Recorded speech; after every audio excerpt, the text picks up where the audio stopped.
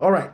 So welcome everyone to our masterclass. It's a two-series masterclass, and this two-series masterclass is a precursor to our data analysis bootcamp starting on the 21st, right?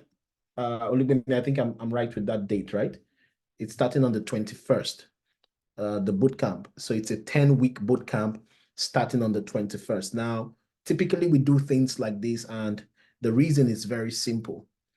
Some people do not know where their alignment, where they are aligned. So it's simple for us to show you a few things and put those things in front of you. You say you like data analysis. Let's show you what that is about. So that is what this masterclass is about, is to whet your appetite and give you an idea as to what it is that you would likely be solving or doing as a data analyst. All right. Remember, this is a precursor to our 10-week data analysis bootcamp training. And in that training, there's quite a lot of things that you would be learning. If you don't, Olubemi, just give me a minute. Let me take the screen from you just for a few minutes so that I can show them a few things. So, we have the bootcamp starting on the 21st, and we will have two of this series. We'll have this one, and then we'll have another one next week, Saturday, same time, right? Just to whet your appetite and help you see if this is what you would love to be a part of. All right. Now, before then, for those of you who will be part of this class, I'll be extending a discount to you, and say it's a great discount, which will be expiring on Wednesday. Wednesday is on the 15th. So stick around. Some of you probably know that discount is existing. For those of you who would be interested based on what you will see today, you can actually get the bootcamp for 50%, off the price, right?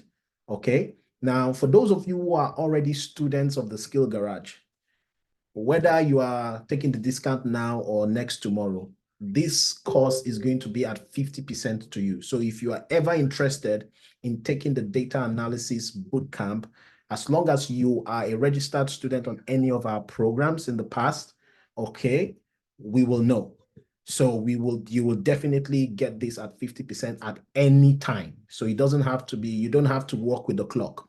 But if you are not our student, like our regular student, you're not registered on any course, right? You would have up until Wednesday to take advantage of the discount, which we will be giving. It's 50%, and I'll be telling you how you can get that discount and redeem that discount. Now, one of the things that we believe in here at the Skill Garage is that we believe that people should be able to make a choice that suits them. And this is one of the reasons why we do a lot of free classes. For those of you who know who we are, we do a lot of free classes. Now, those free classes are intentional. They are intentional so that you can make a decision that suits you, right? You don't want to get into a program and discover, oh, so this is what the program is about. And then, at that point, it's probably too late, right? Okay. So you don't want to do that. You do not want to do that. So we are providing you opportunities where you can interact with data, interact with the instructor, interact with, a part of the course, okay, that forms the core of the course. And then you can now go back and say, now that I've experienced this, is this really what I want to do? Do you understand? Now that I've experienced this, is this what I want to do? Now, my advice to anyone out there is, listen, if you are planning tech at all, I advise you to go for this course.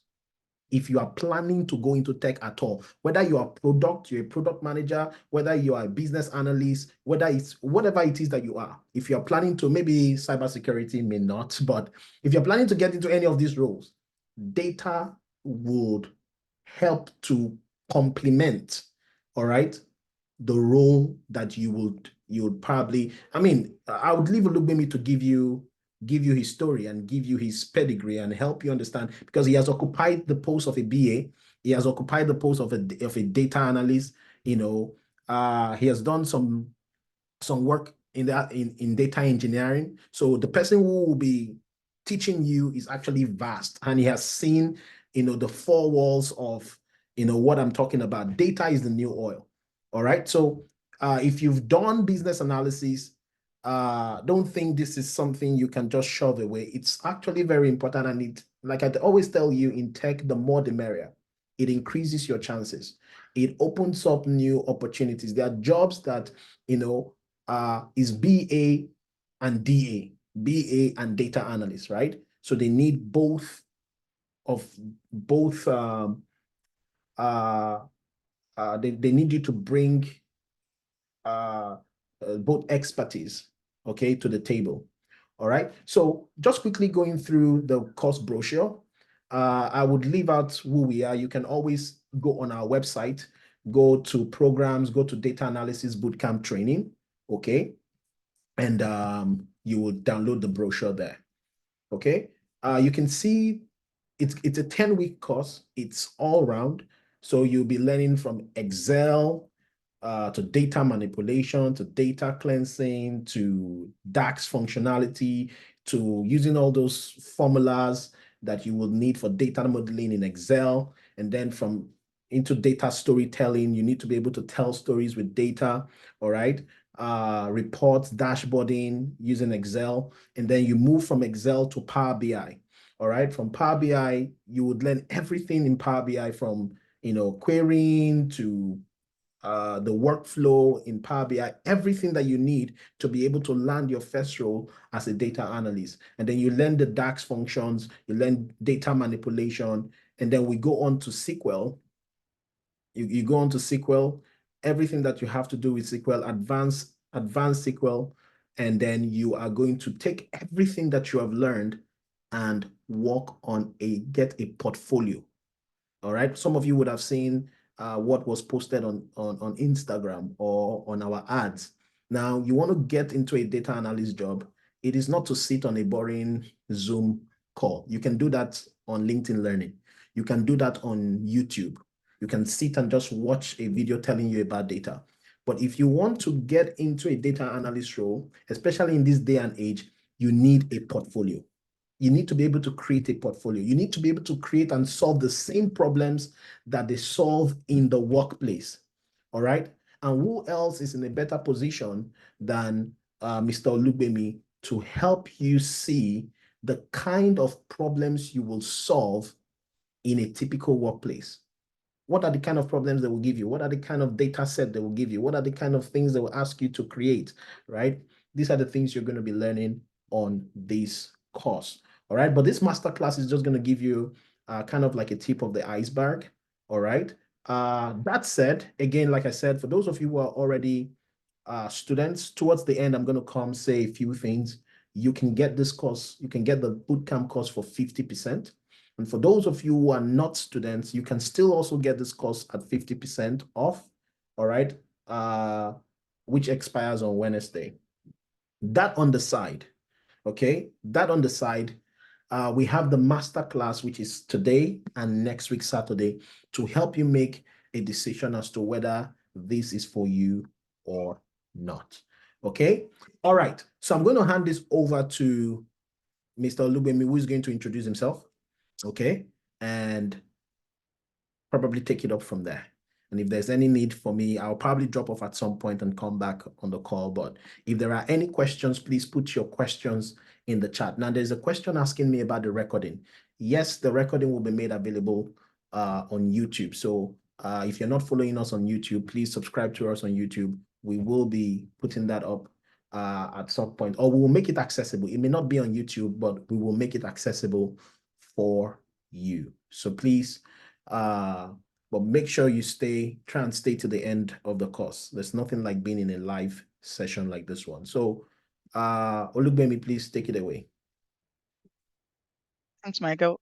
Before you go, let me confirm, the link to the data set, has it been circulated? Yes, so I'm still gonna, I'll reshare it. I'll reshare the Okay. link. And is there a way to pin that link in the chat? I hope there's a way to pin the link in the chat, but let me reshare it. I know we shared it yesterday, we shared it today, and I'm gonna share it again. So give me a minute. I'm gonna share it again. Hold on. Okay.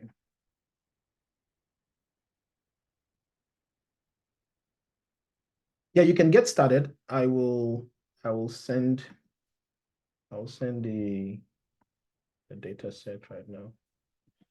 Okay, the link.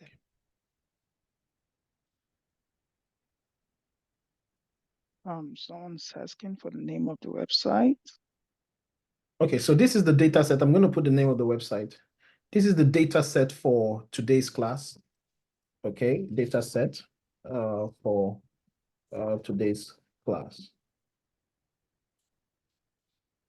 Okay, the website is, I'm going to put the website up for you where you can download the brochure.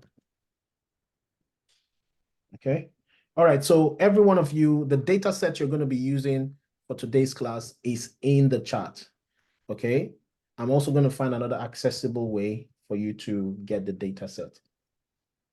I'll probably add it to the website also so that you guys can get it there. All right. Over to you, Olugbemi.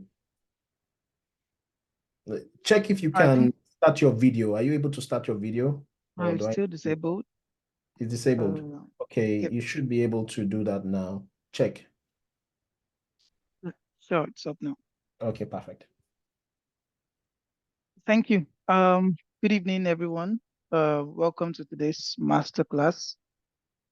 Yeah, today is going to be interesting. We're going to be working like a typical data analyst today. We're going to be taking on the role of a data analyst. We're going to do what a data analyst does today. And yeah, I know we've read a lot about data analysis and sometimes look like it's something very complicated. I'm not going to lie, it can be complicated. It depends on the kind of foundation you have, and it can be very, very easy as well. The core of this thing is just thinking, knowing how to think out of the box, knowing how to analyze situation even before you start doing any code or writing it. And the thing is that data analysis, when I started, wasn't as easy as it is in today's world. And because with the help of ChatGPT can write your code for you and everything, but what it will not be able to do is to think for you. So what we are going to do in this bootcamp, not only are we going to teach you how to use the tools, we're going to teach you how to think like a data analyst. We're going to help you build that data analyst mindset. And I'll be telling you about my transition story, maybe not today because we have limited time and I want us to complete this task and build everything. I mean, this is one portfolio project. This class we're going to do is one portfolio project for you. And so next week, Saturday, we're going to do another one. That's a second portfolio project for you. And during the course of the bootcamp, towards the end, I'm going to teach you how to build a website from scratch where you're going to host all your portfolio projects. Let me show you a sample. There's this one very I think it's a while now that let me just show you. Let me see. I think I was teaching the class 10 and I built this together. So this is a website that I built. It's free of charge. I'm not paying anything for it. Can you see? I have I hosted, these are the projects we did together. So this was with Python. I did some SQL. So you can build something simple like this. And this is connected to my LinkedIn. Go to my LinkedIn page, you just see a link to my portfolio, click on it. So recruiters can just see your work, see what you've done. They don't even need to talk to you first. They can see what you've done. And I would make sure we do like quality projects that when recruiters go through it, they will know that this person know what he or she is doing. So yeah, so this is like a sample portfolio website we'll be building. We're going to host it on GitHub pages and yeah, it's going to be free. You won't be paying anything for it. So it's part of the program. So there are lots of things. Yeah, Michael, you wanted to say something? Quick one, Olugbemi. So I've sent you, just in case anybody's asking, I sent the link to the data set to you. So if you check on that host and panelist, you see I messaged it there. The second alternative you can do, can you just open another tab and go to theskillgarage.com so I can show them where they can also get the data set, because I've put it on there. At least for this class, it will be accessible. The skillgarage.com, not the SumCard. Yeah. Okay. All right, go to programs. Just go to, so the last part, data set number 1. You see data set number 1. Okay. Aha. So if you go on the website and you click data set number 1, it's going to open up the data set for you. It will be on, that thing will be there for, at least for this class, right? It will be there for the class, and then we'll look for how to distribute it when we are sending the recording over. All right. Okay. Okay. So Thanks, Michael.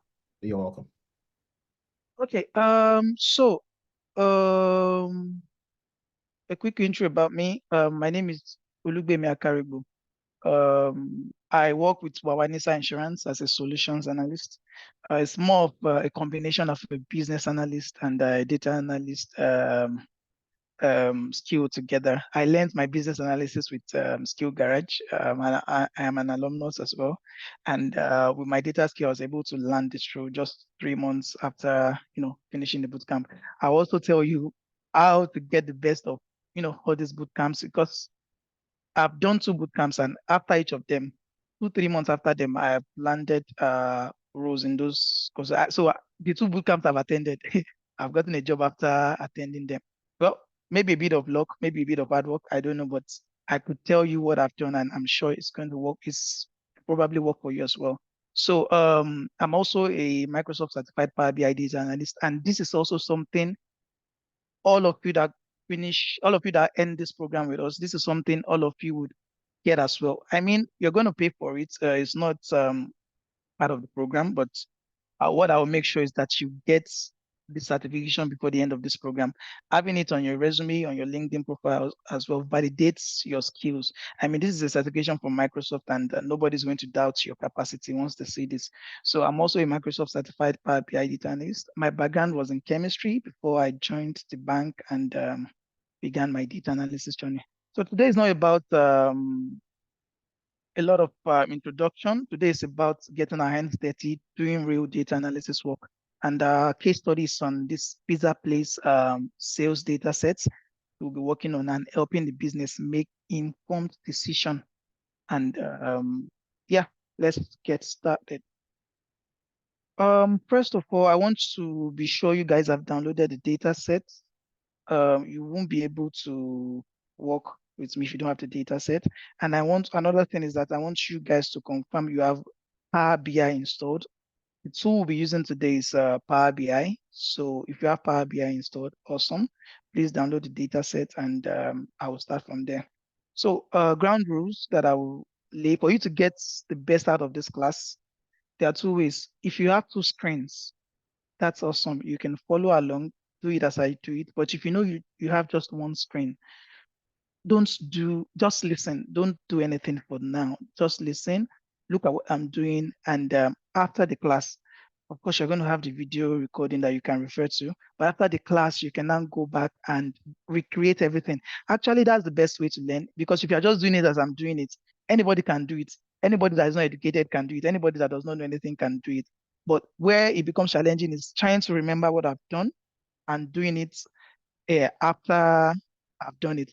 That way, you'll be very, very, very, very good. I mean, when you're trying to do it that way, you notice that you've forgotten some things. And while trying to search it, trying to troubleshoot, trying to get it on your own, that thing you're doing will stick more. So I think the best way is just to listen, ask questions, then recreate it after the class. I think that's how I do it. Anytime I attend any masterclass, that's how I do it. Data engineering, that I've been going into the world of data engineering as well, and that's how I've been getting the best out of those classes. Anyway, enough of the stories. I'm going to have my chat open here, so in case you have any questions, so please put it in chat. I'm going to be looking at the chat, and so why don't we get started? So here's my Power BI screen. So if you want to follow along, if you really want to follow along, please open your Power BI and click on this. Once you get to this page, I don't know how your Power BI is configured. Some of you to take you to this page, you click on reports, then some of you will take you to this page directly. So let's have our Power BI open. And if I can get at least 5 yeses that you have your data sets, at least 5 yeses in the charts, I will start. So if you know you've downloaded the data set, you have your Power BI opened, please put yes in the charts. So I have one. Okay, so we have about over 30 people. So maybe I'll just wait for 10 yeses. Then let's get started. And don't worry, once we finish, if you have questions to ask, we'll leave some minutes we'll leave some minutes after the class so you can ask questions. And yeah, but let's get to work. So we have 1, 2, 3, 4, 5. So we have 5. Can we get at least 30% of the class?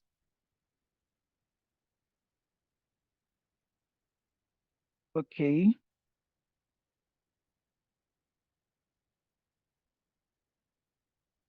And if you're not getting the data set, or maybe you've not installed Power BI, all those things will delay you. Don't worry. I want you to just listen. After the class, I can show you how to install Power BI. Then you get the data set. We can look at it. So those of you that have downloaded the data set, make sure it's not in a zip folder. Make sure you have the CSV file. Okay. So I'm going to start. So this is the Power BI interface. And we have 4 data sets, if I'm not mistaken. We have 4 data sets, and it's in the, if you just download it, if you just downloaded the data, it's going to be in your download folder. Here's mine. So we have other details, others, pizza types, and pizzas. So if you have your data sets, if you just downloaded it, this is what you have. And yeah, so the first step is to bring the data into Power BI. That's the first step. We need to bring the data set into Power BI. And how do we do that? If you look at the data sets, it looks like Excel, right? But if you look at one way you can know the difference, if you right click and click on properties. Where's this?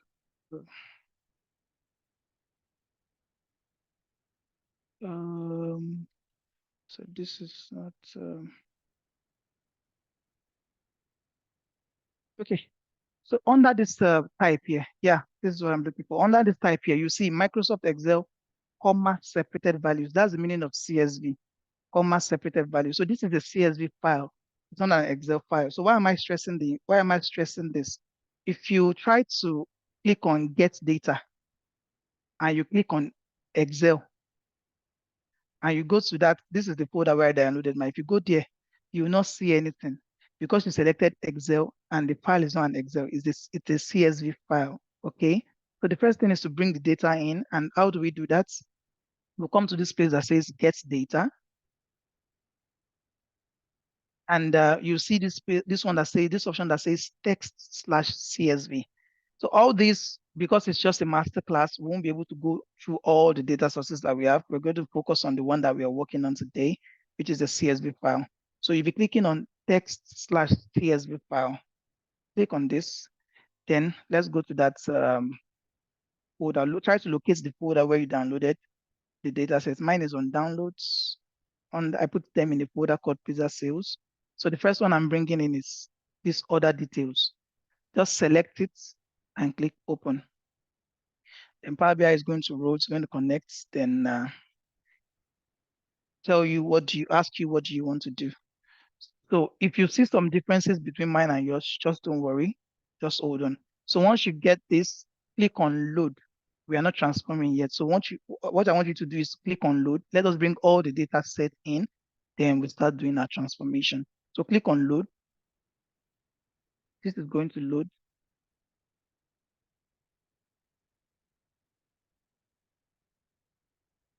Good. So you can see the data set here. We have our other details data set here. And if you want to see the value of the data set, if you come to this table view here, just at your left, this is the report view. This is the table view. This is the model view. So when we get to our main class, we'll be telling you what the difference is. But for now, let's just follow along. So if you click on this table view, you'll be able to see the values of the data set. Okay, So yeah, next thing we need to do is to bring in the rest of the data sets. Click on CSV again. The next one is orders. Click on open. That is going to load as well. Click on load. Let's bring that in. Let's go to text/CSV. We click on pizza types. We open it. That is going to load as well. Just click on load. Yeah, and let's click on text/CSV again, and we'll bring on the last one, pizzas. Click on open and click on load. Then that one is going to come in. So we have all our 4 data sets. I like to, yeah, I like it when I'm able to, where people can talk. So let me see if I can, do I have the permission to do that? So, Yeah, you should be able to, they may not be yeah, able to just unmute themselves. So if they okay, want to talk, they will need to indicate by raising their hands and okay, you can unmute them. okay. So You should I've unmute. opened my participants box here, so I'll be able to see you once you raise your hand. So if you have questions, but please feel free to raise your hand, and I think I should be able to allow you on mute. Yeah, you just unmute them and then they can then chat. Otherwise, people joining, they may just disrupt the class, Yeah. chatting and yeah, so that we just put it that way by default. All right. Okay. All right. Okay. So now that we have the 4 data sets in, let's go ahead and do our transformation. So how do we transform our data? Just on this home tab here, look at this, look at what we have here. Towards the middle, you see transform data. So if you click on the drop down, it gives you 2 options, transform data, data source settings. Data source settings is when you want to change, probably want to change the source of your data. Maybe you moved your data to another folder and you want your Power BI to point to that new folder. That's when you use data source settings. But now what we want to do is just to transform the data sets which we have loaded. And that's what we'll do. So click on transform data. And immediately you click on transform data. Sometimes it's confusing to new people. They're like, what's the difference between Power BI and Power Query? Power Query is the transformation tool associated with Power BI. We also have Power Query in Excel. It's not local to Power BI alone. We have Power Query in Excel. As a matter of fact, in data engineering as well, there's this Azure Data Factory. It's a tool for data integration and transformation.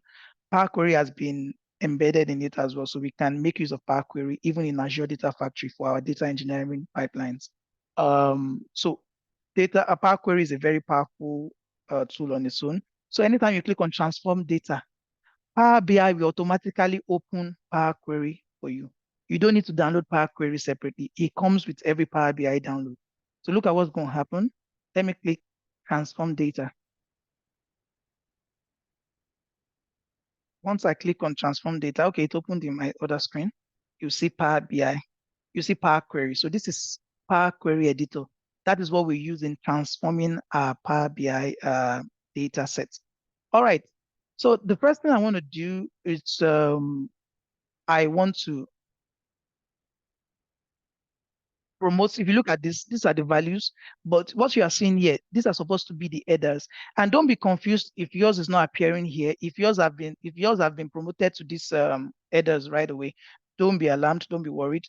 The way I configured my Power BI, and when we are in the class, when we're doing the bootcamp, I'm going to show you how to configure your Power BI that way as well. The way I configure my Power BI, I want to be in control of everything Power BI does. I don't want Power BI to do anything without my knowledge. So naturally, if you've not done that setting, Power BI would have promoted this to headers on its own. But there are sometimes you need to do some data cleaning. There are sometimes the headers won't be on the first row, and you might need to do some data cleaning on your own. And if you don't configure Power BI not to do anything for you, it can mess you up really. So I want to be aware of every change that's going to happen in my data set. That's why I've configured my Power BI this way. So don't be alarmed if you see that these other details, other ID, they're already in the header field.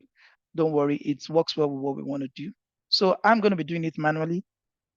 This other details ID, other ID, pizza ID, I want to promote them to the I want to use them as headers. So how do we do that? if you look at under this home tab, you will see this place that says use first row as headers. Now, why I love Power BI is that you can do one thing you can use different methods to do one thing. Just under this home tab, if you see use first row as headers, you click on it, immediately you can see first row as the first row has been made headers. I'll use another method when I get to the next one. So, all right, let's quickly do some data cleaning. All the data cleaning that they shout at times is not sometimes it's not something very, very big. Sometimes it can just be um, changing names of columns. Sometimes it's just changing data type. Sometimes, it's not something big. So those things that you hear, those big names that you hear, we'll demystify all of them here. You see what they are talking about. Some of them are not big deals at all. So here, this is other details. I want you to put it in the chat. Do you think, if you look at this ABC, this is the data type of this column. Do you think it should be ABC or do you think it should be text or it should be numbers? This other details ID. I want you to put it in the chat. What do you think? Is it appropriate as text or do you think it should be numbers?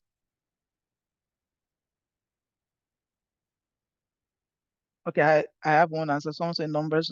Good, good. Yeah, it should be numbers, right? Yeah, but for example, if you want to go to the cinema and they give you tickets number 1 and they give somebody beside you tickets number 2, is it possible they don't say they want to add ticket number 1 plus ticket number 2? Is it possible they add them together? They are They are non-summable values. You can't say order ID 1 plus order ID 2. These are just used to identify the position of the records here. They're just used to identify the position. So we don't need them as numbers. I can't say order ID 1 plus order ID 2. It doesn't make any sense. So this will be left as text. We won't use them as numbers. They are identifiers. They are for identification purpose. We are not going to carry out any summation or addition or multiplication. We're not going to perform any numerical operation on this field. Okay. The best we can do is to count how many we have here. And you can count text, you can count numbers. So you leave them as text. They are not numbers. Same thing for ID, other ID, you leave them as text. Then pizza ID, this one is obvious. What's the ID of the pizza? Hawaiian medium, classic deluxe medium, 5 cheese large. So this is the pizza ID. Obviously, this can be left as text. But now, quantity, what do you think we should do with quantity? Should it be left as text? What do you think we should do to quantity?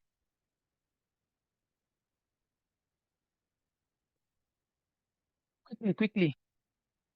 Quantity should be numbers. Yes, because I can sum up. It is a summable field. I can sum up the number of quantities we have. So quantities, we should change the quantity to numbers. So how do we do this? Just click on this ABC beside it here. Click on it, and it will tell you, is it decimal? Is it fixed decimal? Is it whole number? Is it percentage? What we want to change it to is what? Whole number. So we change it to whole number. That's good. So we are done with all the data transformation for this first table, other details. So that's like data transformation. It's not a big deal. So the next one is what? Orders. So what's the first step? As usual, we need to make this one what? We need to make this one headers. So instead of using this method, use first row as headers, let me show you another method. So come to this part, right click. Can you see the second option there? Use first row as headers. Click on it. It will make the first row headers for you again. Now, other ID as usual, we're going to leave it as text. Now, this is date. What do you think the data type should be? Quickly in the chat box, quickly. I want us to go to the form part after this. What should be the data type for date?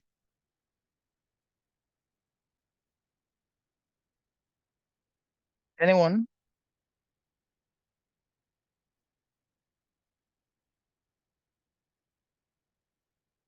First, date. Okay. Okay, so data type for dates is dates, just like the name. So you can see dates here. So don't choose this time. This time is a different one. So just choose what? Dates. So this is the data type. And for this time, just like the name again, the data type for time will be what? Time. Good. Okay. Um, Now, pizza type. The first thing we need to make first row headers. So we do the same thing. Use first row as headers.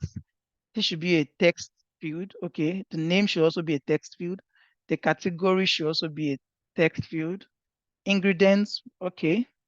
Then pizza. So I think we are done with this. There's nothing. They are all text fields here. Then let's go to the last one. Pizza. The first thing is to make the first row header. Click on this again. Pizza ID also is a text. Pizza type ID is a text. The size is a text. Then the price it can be text. We need to change it. So anytime we are dealing with currency, what I like to do is to use this one, fixed decimal.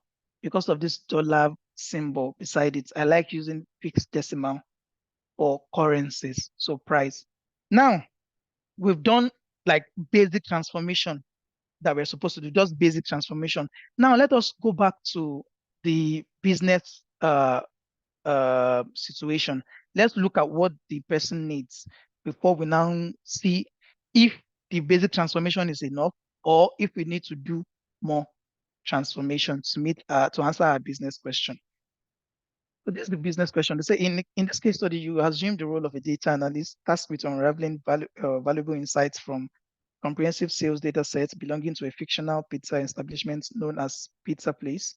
Your challenge is to employ data-driven methodologies to address a series of critical business questions, showcasing your prowess in transforming raw data into actionable recommendations. So, business question, your primary goal is to tackle the following key questions. How many orders do we have each day?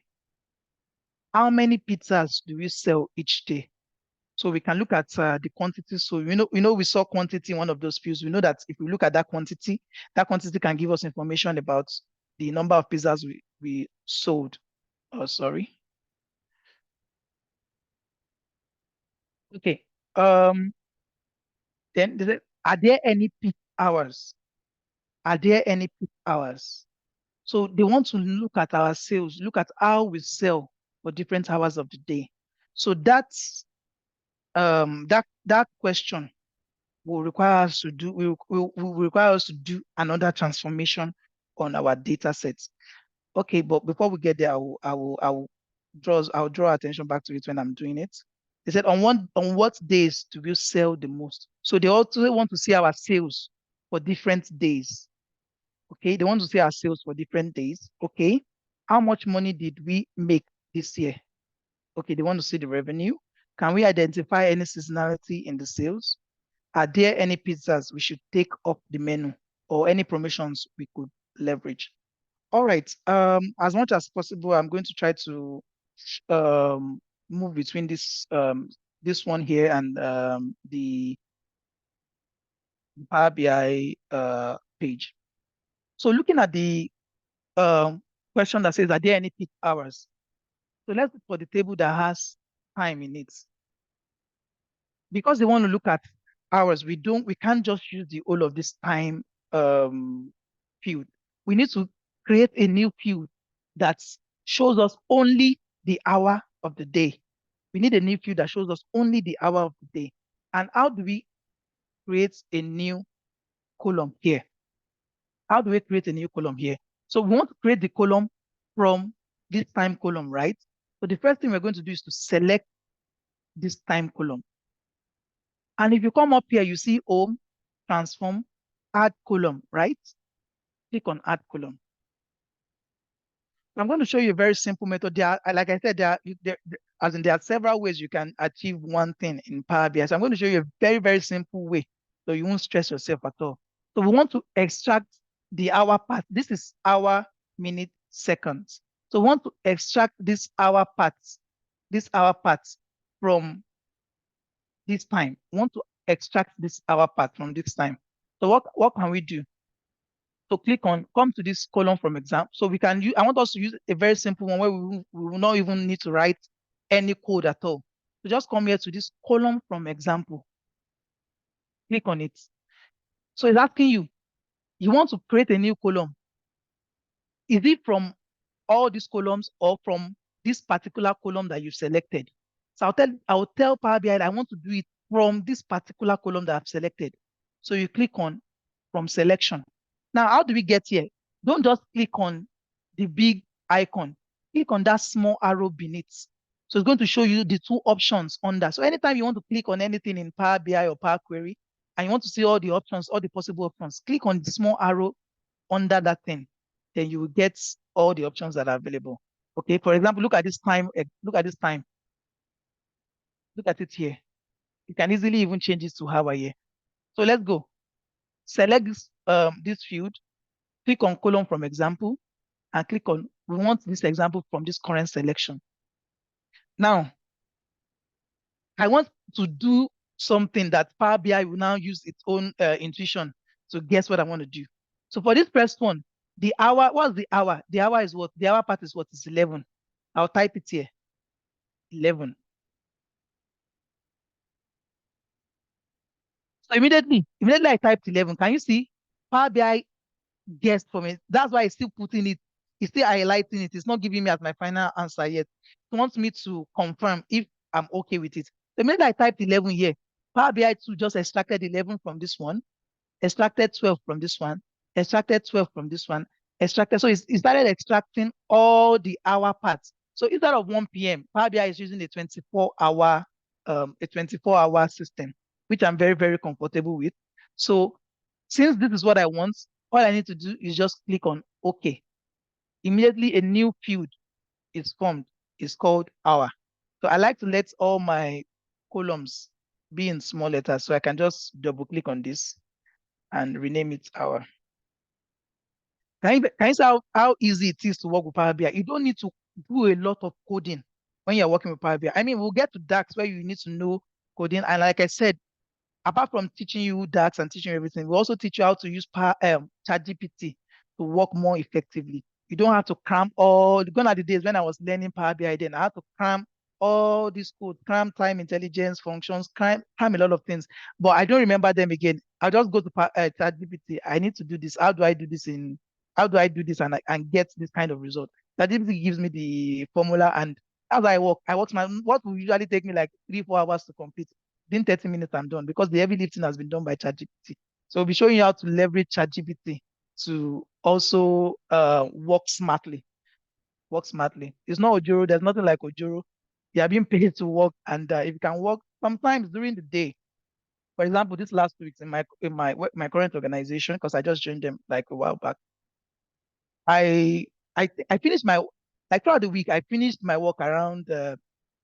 I started around 7 a.m. I finished around past 9. So throughout the day, I was just I like to study. So I was just looking at other things. So there are sometimes that ChatGPT make me work very, very easy. Sometimes I just work for 2 hours in the day and I'm done. Although there are days where you work, especially when you have deployment coming up or you have a go live coming up very soon, you will work till like late in the evening. But most of the time, you're just working 2-3 hours. So it's very, very flexible. That's why you see some people doing 3 jobs, 4 jobs, 3 people doing 2 jobs because it's very, very flexible. Okay. So I just want to like they say in Nigeria, ginger you. I just want to get you excited and see that this is not hard. It's very, very easy. And this is the best time to break into it, especially now that we have AI everywhere. So enough of the talk.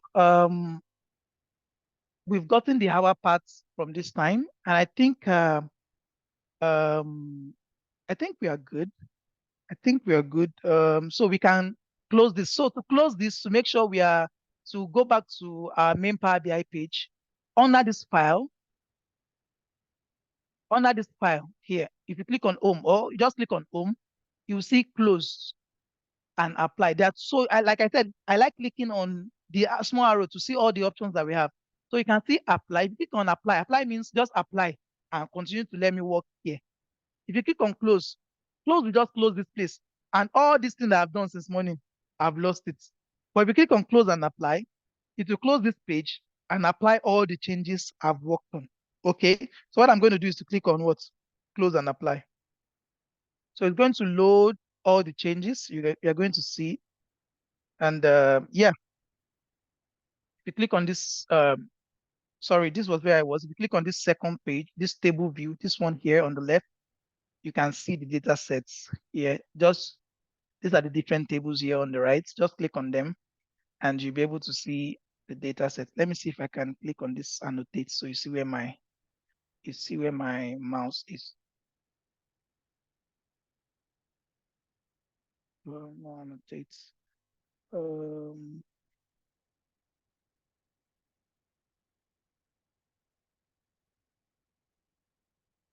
Okay. So yeah. So the next thing we need to do is anytime you're working, you need to create a calendar lookup table. And I'm going to show you how to create a calendar. I'll show you how to create a calendar lookup table. Quickly, let's create a calendar lookup table. And how do we do it? Just select any of the tables here.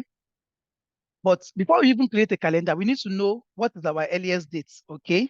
I mean, for the end date, we can put the end dates for any time in the future, but let's even know what our earliest date is. So we can look for our tables that have date values and see what the earliest date is. For you to confirm, just click on this arrow here and you can say sort ascending. So it's going to show you the earliest date. So the earliest date we have here is January 2015, which is good. And let's look at the last dates. Click on sort descending up to December. So it's just 1 year data, January 2015 to December 2015, which is good. Is there any other table that has a date value? No other table. So let's create our calendar table. So how do we do it? Just click any of the table here and click on new table. Anytime you click on any table, you see this thing will move to what this place that we call table tools. Just click on new table. Let me zoom in here so we can see. Click on new table. Merely click on new table. Let's name our table calendar. And how do you create calendar table? You will use a function called what? It's also called calendar. This second one here. So there's calendar auto, there's calendar. We'll go into the difference later when we are doing the class. So just click on calendar. So calendar will tell you what is the start date. Calendar takes two arguments, the start date and the end date. It's telling you what is the start date. So for the start date, just type dates, open your brackets. So once you type date inside, won't type in the start dates now. The year should be what? 2015. The month is what? January. And the date is what? 01. And once you do that, we close your brackets. So immediately you put your comma, that means we are done typing the start date. So the calendar table is not waiting for us to put the end date. I don't want to start typing December 2015, December 31st, 2015. Since we know today's date is greater than the end date, you can just, for the end date, you can just put what's today. Just put today, open and close the brackets. Then you close the final brackets. Let me zoom in so we see. So with this calendar function here, is that once we type this calendar, it asks us for the start date. And to type the start date, first you need to what? You need to type what date. Let Power BI know that is a date value you want to enter. So you type dates, you open your bracket, now tell you what is the year, put 2015. What is the month? 01. What is the date? 01. You close it, put your comma. So what is the end date? Since we know today is greater than the end date, let's just put today. Or another thing, you can just put type date again and put 2015. December is what? 12. And the last day is what? 31st. So you can also do this. Then you close the final bracket. So this will be your calendar. Okay, let's see if we're able to finish this on time. So calendar has created our first column and we called it what? Dates. So this date is currently in date time field. I don't want it to be in date time field. I just want it to be ordinary dates. So what do? Select the field. You will see this option that says what? Data type here. Currently it's on what? Date time. But we don't want it to be in date time. We want it to be what? Date. So you click on the drop down arrow and change it to what? Date. And it gives us this date. Now, I know this is January 1st, 2015. but I want it to give me January separately. I want it to give me months. I need a new field that will show me only months. So what do I do? Select this field and click on what? New column. Let's call the column months. Months. Or let's call it months number. Let's call the new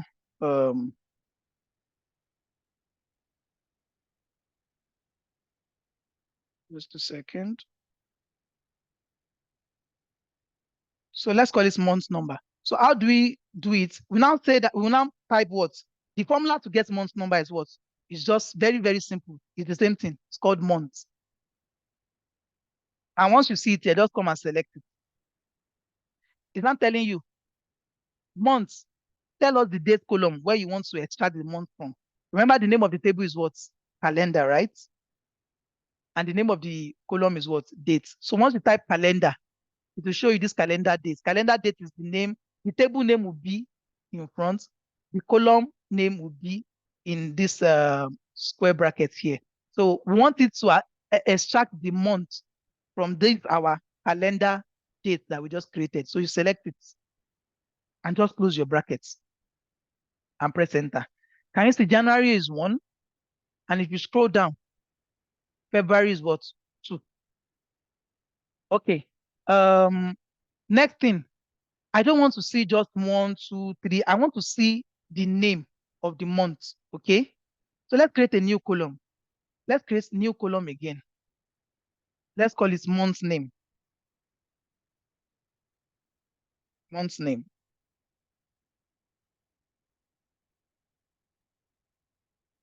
So to create month name, there's a formula called format. There are a lot of formulas, but don't worry, you don't need to cram this. Once you create calendar table, you see this formula, you use them like all the time. For every work, for every project you do in Power BI, you create calendar table. So by the time you do it 2 or 3 times, you're already familiar with all this.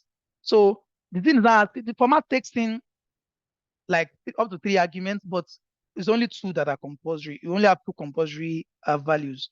So it's telling you what do you want to format. We now tell it that we want to format this date field of the calendar table. So the first thing to do is type calendar. Can you see? Don't select calendar month. So make sure it's calendar date you selected. We want to extract the month's name from this place. So select this calendar date. Put your comma. It's now asking you which format do you want it as. Now, if I put MMMM, if I put MMM and close it, see, I had to put it in quotes, okay? I had to put it in quotes. So text values, we put them in quotes. So all this, when we get to data types during bootcamp, we are going to explain the details of all this. So if I put MMM here and close the brackets, press enter, it's going to give you the name in short form. If you want it to write the name in full, make it 4 M's. It's going to give you the name in full. You can see January, February, but I'm okay having the name just in short form. So I'm okay. Put it January, February, March. And so one more thing, I think we need to create the day. We need to create the days as well. So come to new column again. Let's create day of the week. Let's create day. Let's just say, yeah, weekday. Weekday. And we say use format as well. Same thing. What do you want to format? You want to format the date value of calendar dates. Now, you won't put, when I wanted to get months, we put MMM. Now, if you want to get day, you put what? DDD. If you put DDD, it's going to give you the short form. If you put everything in full, it's going to give you the full, it's going to give you the full name. So I just need the short name, then close the brackets. So we get, as you can see, so that means January 1st of 2015 is a Thursday. You can quickly check on your calendar on your phone to see if it's accurate. So it's what January 1st is what Thursday. So the last thing we need to do is just create the day number as well. So we have the day name, just like we have the month number, we have the month name. We have the day name. Now I want us to have the day number. And you see the reason why I'm having the day number when we are building our table. When we are building our visual, you see the reason. So let's do one more. Let's call it day number. And the formula for it is what? Weekday. So as usual, I tell you, where do you want to extract weekday from? We'll tell it from calendar, dates, field. This first one. Put your bracket. So this is fun. It's not giving you one. It's giving you 1, 2. So if you put 1, if I put 1 after this, look at, let me give you this thing. You say returns a number from 1 to 7, identifying the day of the week. If I put 1, 1 will be for what? Sunday. And Saturday will be 7. If I put 2, 2 will be, if I use this 2, let me see if this can show us. Okay, it's not showing us the value. But if you use this option 1, Sunday will be 1. To give Sunday a value of 1. To give Monday a value of 2. If you use this option 2, it will give Monday a value of 1. That means Monday will be 1, Tuesday will be 2, Wednesday will be 3. And if you give it option 3, it will give Monday value of 0. Tuesday will be 1. Wednesday will be 3. So what I want is to have Monday as 1 up to Sunday as 7. So I will select what? Option 2. And I will close the brackets. So if you see it here, Thursday is 4, Friday is 5, Saturday is 6, Sunday is 7, and Monday is 1. So we are done with our calendar table, and that's all. So we would do something called data modeling. I'll just like scratch the surface. We can't go deep into it because we don't have time, but I'll show you how these data are connected. You see, Power BI has already joined the data for me. It has already joined the data for me because I didn't configure it not to handle data modeling for me. Normally, I like to configure it. Don't build my model for me. So modeling is just simply joining two tables together based on common columns that they have. If you look at this orders table and this order details table, they have two common fields, which is what? Order ID. And for you to know if they are joined on that order ID field, if you click on this arrow, you can see that it highlights order ID on both tables. If you click on this arrow, they are joined by order ID, which is accurate. This one, they have two fields in common, pizza ID, and they are joined on pizza ID. So let me delete one. So I'll show you how you can do it manually. So if I want to join these two tables to make sure that they are well connected, what I would need to do is this pizza ID that is here, I'll click on it, drag it, and drop it on pizza ID on the next table. Immediately I do that, it will form a connection. And if you mistakenly drop it on another field that you don't intend to, just right click on the arrow and click delete. Then you delete it. So this is how to create relationship between tables. Just pizza ID, drop it on pizza ID. Okay, then the last one, pizza type. This pizza type table is joined to this table based on what? Pizza type ID, pizza type ID. They have the same fields. They have two fields, they have similar fields in common, so we can just join them on pizza type ID. So one of the table is disconnected. This is the calendar table, and we need to join it to this other table that has a dates field. So how do we join it? Let me put this one here. How do we join it here? So you just come here, this dates, drag it and drop it on this dates. So we now have a relationship between these two tables. All right, so let's start building our reports and let's see how it goes.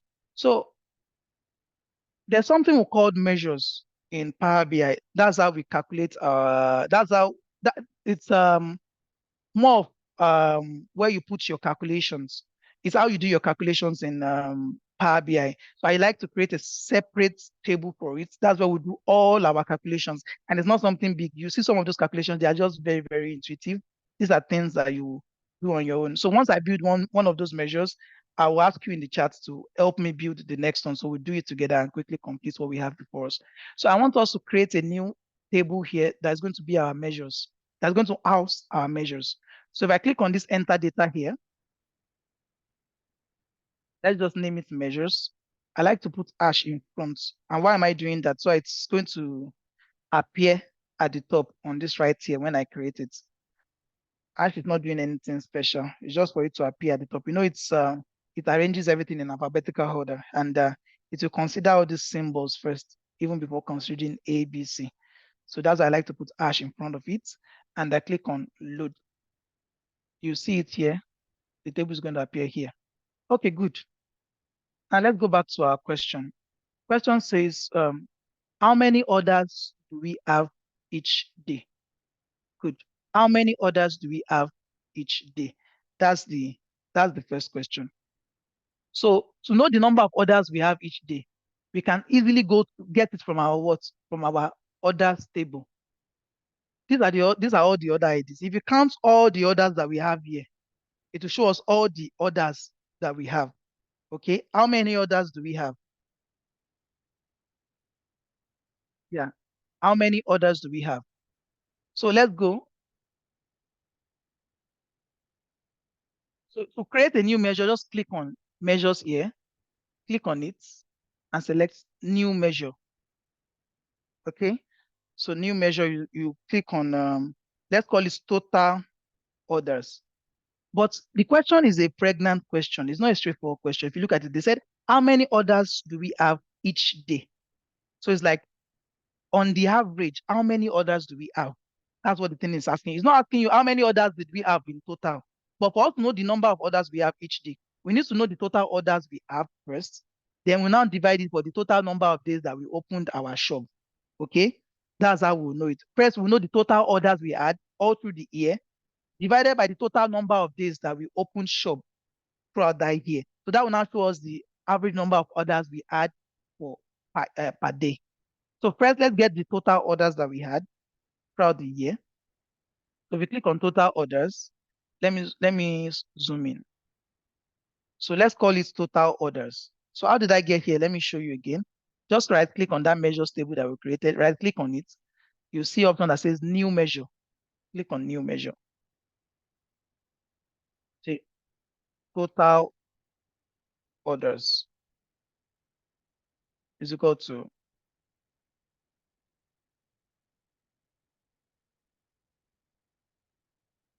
total orders is equal to what? So we want to count all the order ID in the orders table. Just click on count.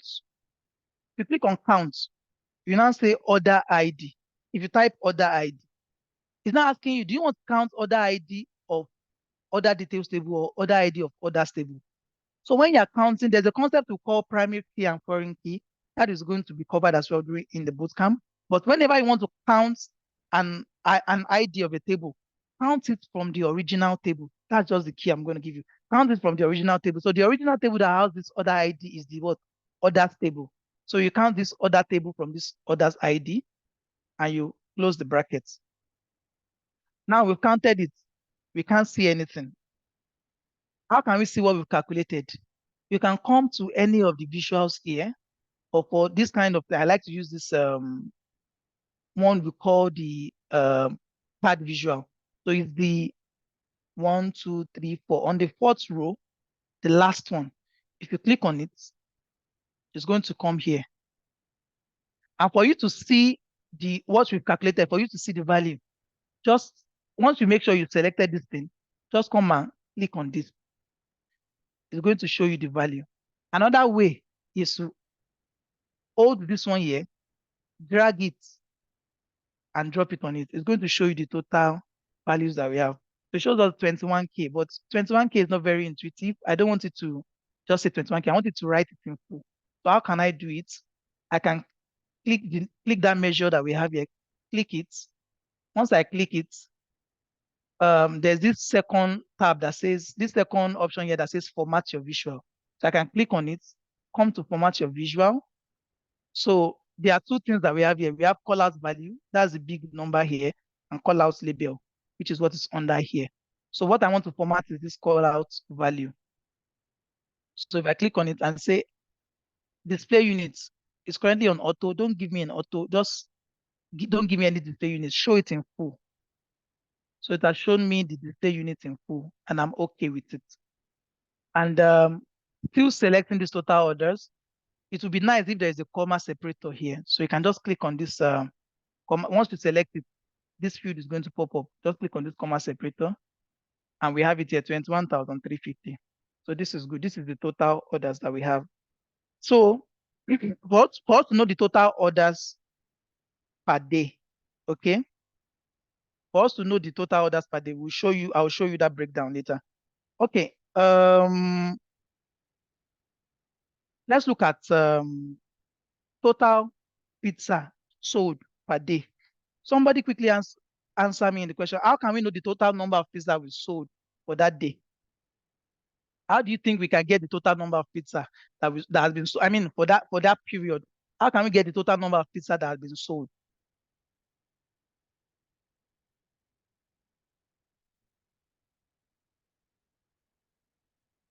If you want to unmute, you can unmute. If you want to put it in the chats, please. And if you have questions so far, no. So this is now total quantity. Now we are talking about.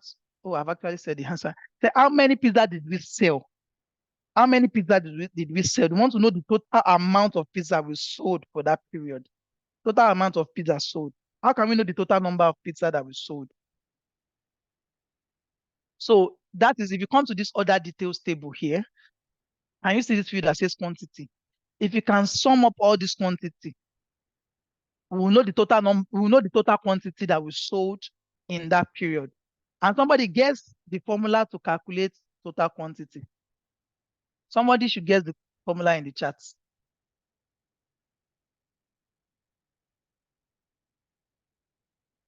Somebody guess the total pizza sold in the charts. I mean, guess the formula for calculating um, the sum of the quantity. Anybody wants to help us? Just guess.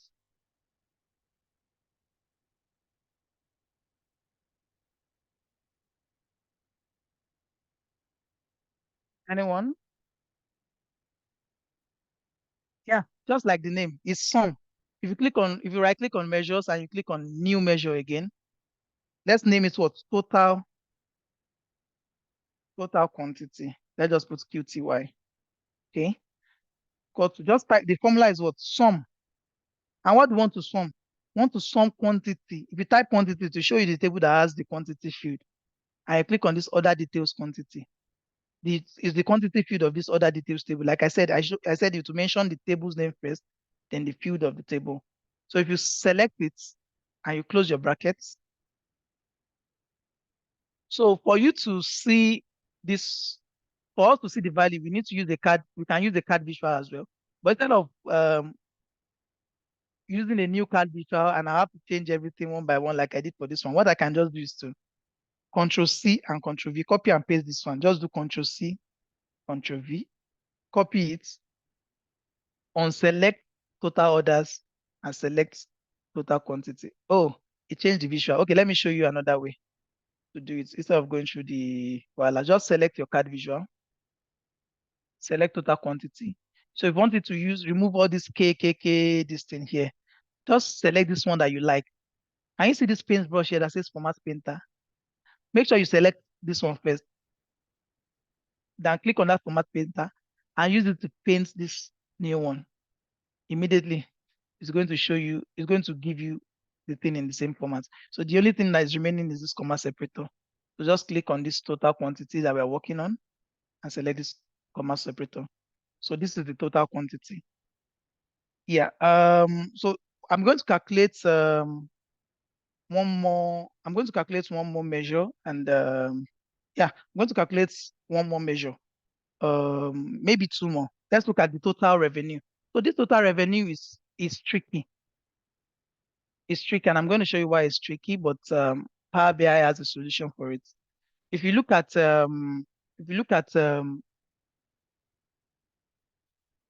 other details, we have quantity that was purchased. And if you look at pizzas, we have price. The price is on one table. The quantity is on one table. For example, if I want to know this, the sale value that was made here. I know this big meat size, this pizza ID big meat size, they bought one quantity. If I want to see the price, I can just go to pizzas here.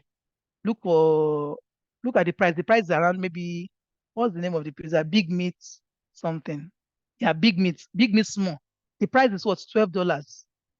And they ordered, if I go to order details, I can see that they ordered one quantity. So how can the quantity is on one table, the price is on another table, and I need to calculate the sales. The sales is what? The quantity times the price. How can I get the sales value here? So there's something, I can create a new column called sales value that will multiply the price from this pizza table by the quantity in this order details table. I can do it. So how can I do it? So click on any of this and click on what? New column. Let's name the new column sales. Let's name it sales. And what do we want to do? We want to multiply this quantity. So just type this quantity. So uh, this order details quantity. Okay. We want to multiply it by price. So if I type price, it's not bringing out that price from that pizza table for me. Why? Because that price is on another table. Okay. I cannot multiply I cannot multiply columns from different tables. But if you remember when we were doing our modeling, if you go to modeling, there's a relationship between this order details table and this pizzas table. They are related based on what? Pizza ID. So I can leverage that relationship to create a new column for sales. So what can I do? There's a function called related. I'm going to tell Power BI these tables are related. Oh, they are related. I can leverage that relationship. So I'll type related. Once I type this related, so it now asks you want to multiply it by related table. It now bring out all the tables that have relationship with this other quantity. And the one I'm interested is what? This pizza table. And part of this pizza table is this pizza price field that I'm interested in. So I'll just come here and select price and close my brackets. And if I press enter, can you see? That one was $12. So it just did 1 times 12. And if you scroll down, anywhere they order more than one quantity, let's keep scrolling down. These people are broke people. Everybody just bought one. I'm sure some people bought more than one. Okay, here. See the rich people here. See, can you see? These people that bought two. Can you see the sales is what? $24. $24. Some people bought three. Can you see? So the price keeps going up. So it's the quantity multiplied by the price. So it's doing what we want. Look at two different tables. Let's say you are working with Excel. You can also use VLOOKUP in Excel. But this one, you don't even need to write any VLOOKUP. Just with this related, just this single related formula, you're able to multiply fields from two different tables and you got the value you're looking for. So that's how simple Power BI can make your life, especially if if you are doing data analysis or if you're working in the space of data analysis. Power BI can simplify everything for you. Instead of writing complex VLOOKUP, just by one click, by just this short formula here, we'll be able to get what we write like lots of VLOOKUP for. So we've gotten our sales field now. So we've gotten a new field called what? Sales. So for us to know the total sales that was made, we can just sum up all the sales sales value that we have here. We'll know the total sales for the year. So if I come on this new measure again, right click on it and click and type what? Sales. Or let's call it total sales. Procedure, press sum, sales. So we are picking up this sales from the other details table. If you click it, so for us to see it again, just click on this card visual, type total sales. So it's giving us this K again. We don't want this K. Let's click on it, come to this colors value. Let's change this to none. Don't put K for us. I want to say our money. We want to say our money really, but we don't need all the decimal places now. I know that's stingy. We just want to see the rounded up figure. So under this value decimal places, just put 0. We don't want to see any value decimal places. So this is our total sales. That's awesome. Our time is fast spent. All right. Okay. So one more thing we can do. Let's look at. They said, if you remember from the question, they want to see the breakdown. They're asking, are there any peak hours? So I'm going to do, since we have all our measures here, let's see. Let's see what we can do.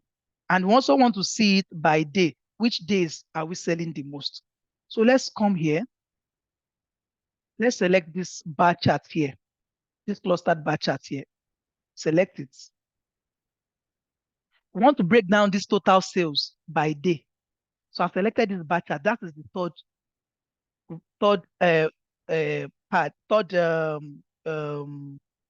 this thing here, this third item on the first row. I've just selected it here. We want to see the total sales for every day between Monday to Sunday. We want to see the days that we are selling the most. So I've selected this visual. I will just come and select total sales. Power BI will know where to put the total sales automatically for me. But it doesn't make any sense now. It's just showing me one line. I want it to break it down for me by days. So remember in our calendar table, that's why we're doing month name, day name. So we want to see it by day. And we already created a field in our calendar table, if you remember, that has day names. So we select this field and come back to our visual here. So this one here, we just select weekday that we created. Immediately, Power BI will break it down for you. So we have Friday is the day we sold the most, followed by Thursday, followed by Saturday. So these are the days that we sell the most. So you can see that the customer, you can tell the customer, oh, your peak days, the days they sell the most are usually Fridays and Thursdays, Friday, Thursdays, and Saturdays. Usually on Sunday and Monday, you don't sell that much. So this is an answer to one of the questions. Let's keep it here. So the question also asked us, are there seasonalities? And when you're talking about seasonalities, you're looking at periods of the year that you want to see if your sales are affected by different periods of the year. So we can look at total sales for that, or we can break it down by months to see if there are months that sell better than other months. And to show seasonality, I like to use the line charts. The line chart is the second option here. Line chart is the second option here. If you click on this second option here, oh, sorry, because I'm still selecting this, so you change this into a line chart. Make sure you selected outside. Click on line charts. You want to see the total sales broken down by month. So you click on what? Total sales again. Power BI will know what to do. Now I want to break it down by month. So month name, if you remember, month name is our January, February. We don't want to see month number. I want to see month name. So if I select month name, it's going to show us. But it is what? Ordering it from highest to lowest. But we don't want to see it by highest to lowest. We want it to arrange it from January to December. So how do we do that? If you click on these 3 dots here, it's telling you the last option, sort axis by. Do you want to sort it by total sales? No, we want to sort it by month name. And we want it to go from ascending to descending. So if I click on month name, can you see it's going from September to April. Let's come back here and change it to what? Ascending. So if you change it to ascending, it's showing from April to September. What do you think is happening? It's arranging it in alphabetical order. A for April, A August, then the next one is D, F. So we don't want it to arrange it in alphabetical order. Power BI is not intelligent enough to know that these are months of the year. We want it to go from January to December. So how do we do it? How do we correct this? I'll show you. Let's go back to the calendar table. So remember that we created month number before creating month name. So we now tell Power BI, this month name that you're seeing, we want you to order it by this month number, such that anytime you see January, January is 1. Anytime you see February, February is 2. So how can we do it? How can we tell Power BI that? So click on this month's name. Immediately you click on this month's name, you see this option here that says sort by column. So we want to sort this month's name. We want to sort it by another column. So I'll come here. click on it. So which column do you want to sort it by? I want to sort it by this month number column. So you click on what? Sort by month number. Now, if we go back to our visual here, you see that it has adjusted January up to December. Awesome. And we would like to see the values at each point here. We want to see the values. And there's a way you can easily do that. If you want to see the values, just click on it. Come to this, once you make sure you selected this, click on this middle button here that says format your visual. So you just turn on these data labels. It's going to show you the values. Let's return it on. And I don't want it to give me, just give me the summarized value. Don't show me in decimal places. So I can come to this value here under this data label. Under this data label, if you come to values,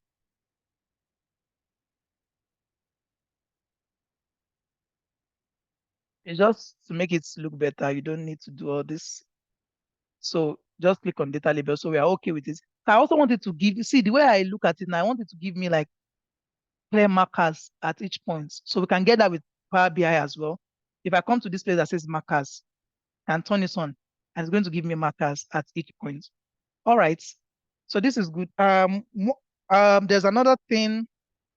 They asked us if we had, peak hours, and we need to see how can we see if we have hours. We need to break down that sales by what hour of the day. We need to break it down by hour of the day, and I have a visual for that. Normally, if you are working with like Python, we would have used something we call the heat map, but we don't have heat map here in Power BI, so we can leverage the table and use it to use it in form of an heat map, of a heat map. So let's click on this table visual or matrix visual here. So it's the second to the last. You come to this 1, 2, 3, 4, 5, this fifth row, the second to the last item is called the matrix visual. It's different from the table visual. So let's click the matrix visual. Let's click it here. And what I want is, I want it to show me days of the week on this top here and show me the hour of the day here. And I want it to break down the total sales for that period by that. Or we can look at the total orders. We want to see how people are ordering by amount of the day. So let's look at it from the point of view of orders. Let's look at it from orders' point of view. Let's see how people are ordering during the day. So if you come to this field, and we've calculated total orders before, click on total orders. So it has already, if you look at this table visual, we have it under what? We have rows, columns, and values. So we want the values to be what? Total orders. Now, what do we want to be in the rows? We want the hour of the day to be in the rows. So hour of the day is under the orders table when we created hour of the day. If you remember in Power Query, we created hour of the day. So click on it. Let's see Power BI. But it's not making sense. Power BI is putting it under values. You can see it is summing it up here. That's not what we need Power BI to do. It shouldn't be able to sum up hour of the day.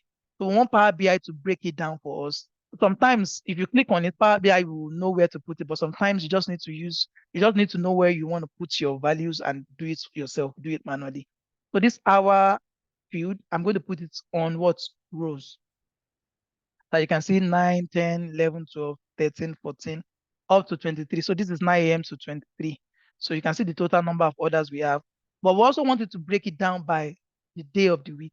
So I can come to day of the week is what we named what weekday and put it on that column. So good. We have Friday, Monday, Tuesday, Wednesday. Can you see what it is doing? Can you see what it's doing as well? It's showing us Friday up to Wednesday. How do you think we can correct this? We can do it the same way we did that month of the year. So we come to this weekday. Now we need to order this thing. So it will know that Monday is what? 1. Tuesday is 2.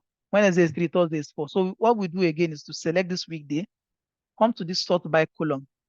We want to sort this weekday by what? Day number. So click on day number. Let's go back to our visual. As you can see, we now have Monday, Tuesday, Wednesday, Thursday, Friday, Saturday. So I don't want all these totals that are here. I really don't need them. So I'll come to, once I select, come to this format visual. Let's see. Turn on columns of totals. I don't want it. Get out. I don't want this as well. Get out. So here, I minimize my table. Yeah, this is what we have. But this is fine, it's nice. I mean, we can see, oh, by 11 o'clock, we got this number of orders. But I mean, if it's a dashboard, it's not that fine. It's not going to shout at you. So we're going to make it look better than this. We're going to make it look better than this. Um, One more thing. What do we need to do again? Yeah. So they've asked us again that we want to break. They asked us another question here. Where's this slide again? They said, how many orders do we have each day? Do you know that we've broken down the total number of orders that we have? We know the total number of orders we have, but we don't know like the average daily order yet. So we're going to do that as well. I'm just trying to see if you have enough time to build the dashboard and do everything. So you will be able to get a project that you can upload on, if you want to upload it on your LinkedIn, you know. So I'm going to show you how to do that as well. So it says, are there any pizzas which you take off the menu or any promotion? So one more thing, we have different pizza sizes.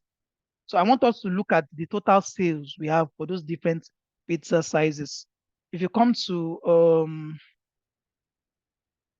pizzas, we have, you can see large, you can see small, small, medium, large, small, medium, large. So we want to see which sizes are we selling the most. Some people, depending on what we want, some people can look at by different is it barbecue chicken? Is it barbecue? Is it I don't know if this is California, but is it Thai chicken? Is it classic deluxe? Some people can break it down by different pizza ID to see the one we are selling the most. For example, if you come to this pizza type, there's different category. We have chicken, we have supreme, we have veggie. No, you have different types here. Is it you want to break it down by category? You want to break it down by sizes? So I think there's a way we can see for different category, we can see for different sizes. So let's look at the size. Let's use another bar chart. We want to see our total sales. So we click on total sales. But this time I want to break it down by size. So I'll come to pizza table and click on size.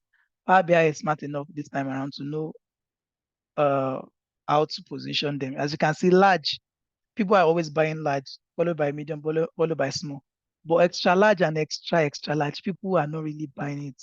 And so the person is asking you, if you see the question, the person has asked you here, um,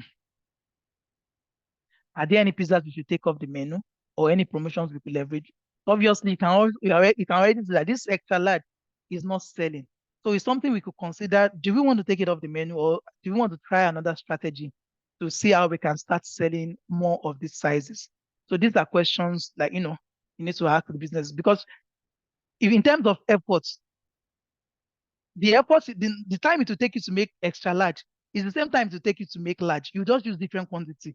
Is still the same number of times. So if you're selling more of extra large, you make more money, because if it's 10 minutes it takes to make pizza, the same 10 minutes it will take to make extra large is the same 10 minutes to take large, and you make more money selling extra large because of course it's bigger in size. People will pay more for it. So if you can get people to buy the bigger sizes, company will make more money. But unfortunately, the bigger sizes, company is not really selling well. So the company is asking, should we just take it off the menu, or do you think we can do something else to increase how we are selling it? We're going to answer that question very soon. So one more thing I want to do, let's use what we call slicers. Let's use what we call slicers. And I'll put it here. Let's use what we call slicers. So slicer, to get the slicer, this is where you get your slicers. It's under this. If you come here, 1, 2, 3, 4, 5. The third item here, click on it. And I'll show you how slicers work. So I told you wanted to break it down by category, right? So if you come to pizza type, we have this category field here, and just select it. Now see all these total sales, total orders, total quantity. Power BI is so sweet. If I want to see only for the chicken category, I'll just click chicken to show me the total. It will show me the total. Okay, so this is not breaking it down for chicken. It's breaking down total quantity, it's breaking down total sales. So out of the total sales of 817, 860, for chicken is what? for chicken is what 195,000, and the total quantity is what 11,000. But something funny is happening. As I'm clicking it, it's happening for everything, but it's not happening for total orders. Why? Why? This category is from this table called pizza type.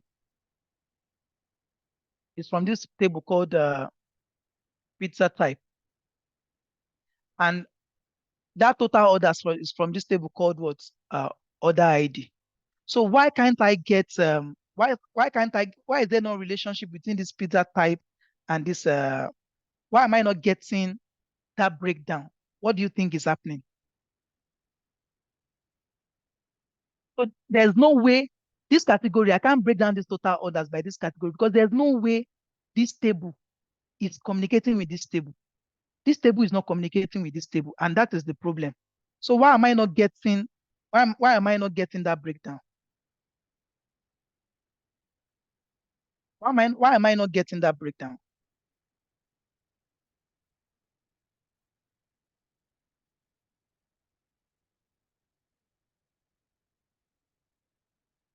So in order not to complicate things too much, I would have shown you like how we can do uh, another table to leverage the relationship to build a relationship between this pizza type and this order ID. I would have shown you, but for the sake of time, I'm just going to build these total orders. I'm going to use another table that has a relationship with this pizza ID.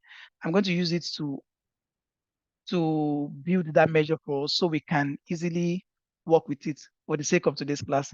So I'm going to show you in the normal class, I'm going to show you how to build relationship between tables and leverage what we call breeder tables or helper tables to get relationship between them. So what we can do is to change how we've calculated these total orders. We can see we can use another table that has this order ID that I was showing you the last time. So instead of using count orders ID, let me get the order ID from the order details table since it has a relationship with our pizza category. So if I use distinct counts, and let me quickly explain why I'm using distinct counts and why I'm not using counts for this order details. So if you look at this order details table, yeah, you can see this. Look at order ID 10 is appearing 2 times. Now this is how it happens. If you go to Walmart, today is Saturday, May 11. I go to the Walmart to buy. I bought um I bought a table, I bought a chair, I bought a lamp, I bought 3 things. Now that my visit is one order, it's considered one order, but I bought 3 things. So I'm going to have one order ID, but I'm going to have 3 order details ID. So one order. So if I want to return something, for example, I'll tell them this is my order ID. My order ID is order ID 10.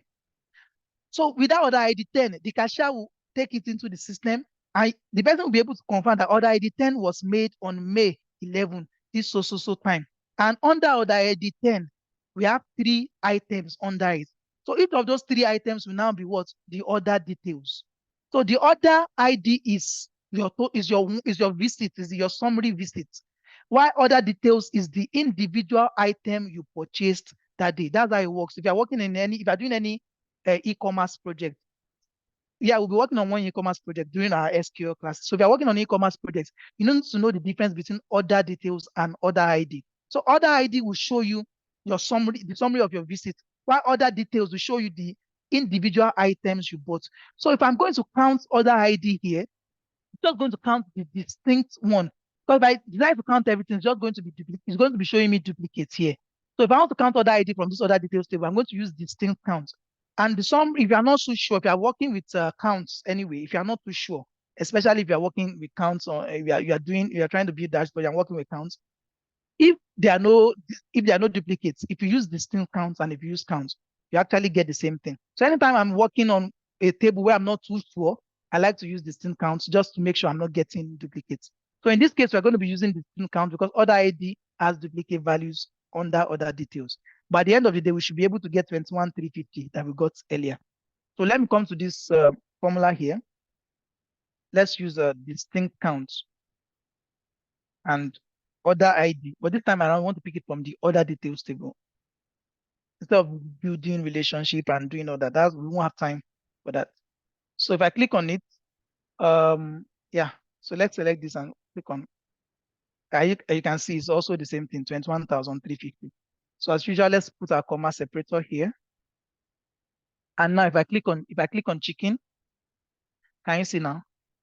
It's filtering it. We have that means for chicken, people bought 8,536, and the sales was 1,900 and 1,195,920. For classic, 10,000 orders, 220K.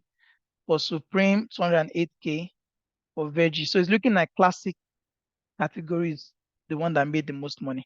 All right. So now we have this. We've completed our analysis. I think one more thing we are supposed to. Okay, if there's time, we'll do that. So, but we've completed our analysis now. We can see our values here, but we can't present this to management. Let's say you're working as a data analyst and you want to do your presentation. You can't just come with this. You can't come with this screen and tell them you are done. You want to present your dashboard. You understand? So you need to make it as much as you want to communicate insights to them. You want to show them the value of what they can do with data. You need to make it look good. You need to make it look aesthetically pleasing. So that's what we're going to do now. We're going to be working on design, and I'm going to do something very simple, but it's going to be very, very effective. So let me create a new page. This is how to create a new page here, and let us create a very beautiful design. So the first thing I want to do is I want to change this background to black. Just come here, see this page, click on this format your report page, come to this canvas background. Can you see the color here is currently white? We change it to blue. It's looking like nothing is happening, but it's because transparency is currently at 100. Move the transparency back to 0. Can you see it's blue? But we don't want it to be blue, of course. We want it to be black. So we click on black. Now, because we are building this dashboard for Skill Garage, I want us to put a Skill Garage logo here. Normally, when I'm building dashboard for my company where I currently work, so I'm a solutions analyst there, more like a business analysis field, but because of my technical skills, I also double as a developer in my role. I build Power BI reports for businesses as well, and I do a lot of SQL. I write a lot of SQLs too. So I'm supposed to just be business analyst, but they use me for both since I have data skills. So I'm working as a business analyst that has a lot of data skills. So I work as a developer, I work as I do different things there, and it's quite fun. So why don't we just get Skill Garage logo? And I've entered their website here, and let's see. If you right click on this logo, I'm sure your organization you'll be a way to get their logo. You can get their logo. If you click on this save image, let me put it on my downloads. Let's save it here. And how do we bring in the image? Just click on insert, click on image. Let's click downloads. This was the one I just downloaded. Good. So Skill Garage here. I think this is good enough. Now, taking shape, Skill Garage logo here. So what I want to do is I want to give it a title. So let's insert text box. Let's call it pizza place 2015 summary.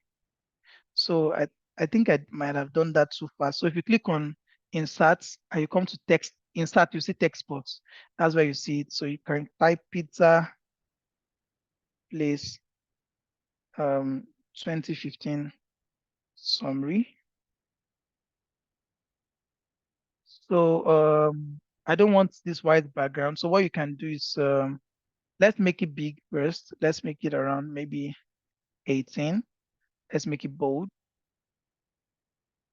I want it to have the same gold color that we have with Skill Garage here. So to change the color, you can come to this drop down here. Yes, let's use this 2015, but we need to take away this white background. How do we do this? Click on the text box here. Let's come to effects. Under effects here, and turn off the background. So don't worry if you're not getting all this immediately, just don't worry.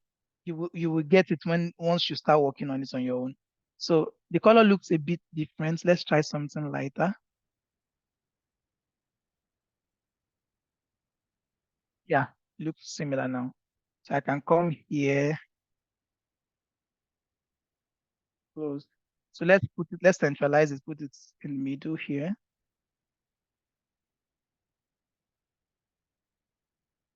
Yeah. So this is taking shape. So now what do we want to do? Let's start bringing our visuals from the previous page.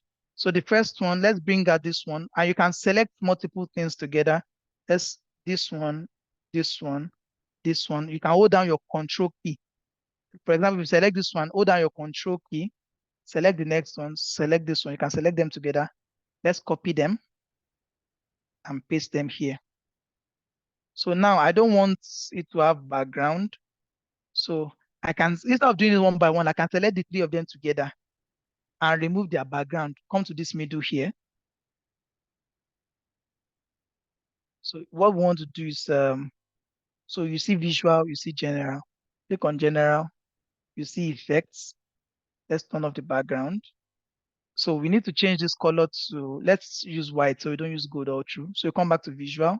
So this call out value, we want it to be, let's make it, let's make it white. So let's make it white. I think it's still too big. So let's reduce the size. So we can reduce the size to like maybe 30. Yeah, I think 30 is good. Yeah, let's reduce the size to 30. So we are done with the color value. So this one under this total orders, total quantity, that's what we call the call out, the category label. So let's change it to white as well. Let's change it to white as well. So we can just make this smaller. I think we don't need it to be that big. And make this smaller as well.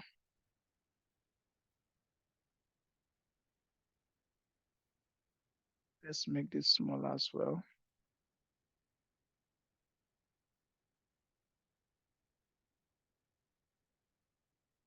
Mm, okay. So for you to be sure, um, they are they are starting from the same height, what you can do, you can select first one, select second one, select third one. If you want to make sure maybe they are equally distributed as well. So let's select the three of them. Once you select the three of them, come to this page that says format and you see align. So let's say align top. So if you align top, it's going to make all of them start from the same height. So align top, make them start from the same height. And if you want to make sure that they have equal spacing between them, instead of using your eyes to gauge, just come to distribute horizontally under this align. It's going to distribute them horizontally. They're going to have like the same space in between. And but still, I think they can still go higher. This is so they can still go higher. Yeah. So if I instead of dragging the three of them, just put the first one there, the highest one, put the highest one there, select the rest, come to format and click on align top. So it's going to align it with the height of the first one. Can you see? We have it here. So what I like to do whenever I'm doing my dashboard, I like to use logos. Um, for the sake of time, I'm not going to show. I won't be able to go into how we get logos today. But you know what? Why don't I show you how to get logos? So there's this site I call the free site. Just go to logo maker. I'm just going to show you one, and I'll pick it from the folder that I have them downloaded in. So this free logo maker, just come here. You can start my design, blank canvas. So if you're looking for anything, just type it. If you say trend, if you need something that has like trend, see it will give you any logo that looks like trend. If you say computer, for example, to give you logo that looks like computer. If you say sales, to give you things that look like sales. Okay. If you say male, sometimes I want to break down something by gender. I get gender and everything. And you might just pick one. And if this is the one you want, you can change the color as you like. Okay. change the color as you like to get the desired color you want. Then once you are done, just save it and download. Click on save. It's going to have you ask for your email address. And don't click on this download low resolution. That's the free one. If you click on it, then to ask for your email address, input your email address, immediately it's going to send it to your email address and you can download it from your email address. Before now, I just used to download it for free, but now they're asking for email address. I mean, it's free. Most sites will ask you to pay, so you can't complain. So we'll use it that way. So, but I've downloaded my own logo here. Think I have the I think I have the logo here. So I'm just going to pick the logo that I want. So if I want to pick the logo, we are just going to import it like images. I click on insert image and where's that folder again? Logos. So the first one is for total sales. Total sales. What look like sales? Yeah, this looks like sales. So good. Total sales. I'll just minimize the logo and put it here. This look like total sales. So what else am I going to do for total quantity ordered? Total orders. Let's look at total orders. Total orders. Insert image. What look like order? Yeah. Okay. This look like order delivery something. So this is total order. So for quantity, is there anything that look like quantity in that folder there? What look like quantity? Let's just use this bag. This looks like total quantity. I mean, this looks like. So are you saying that our dashboard is starting to take shape a little? So we have it here. So let's bring out the next one. I think let's bring out these two. They are similar. Let's bring them in. So I want the total. I want it broken down by days of the week, and I want to break it down by size as well.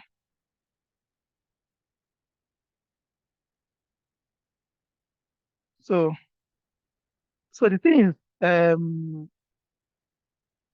as much as possible, if you see this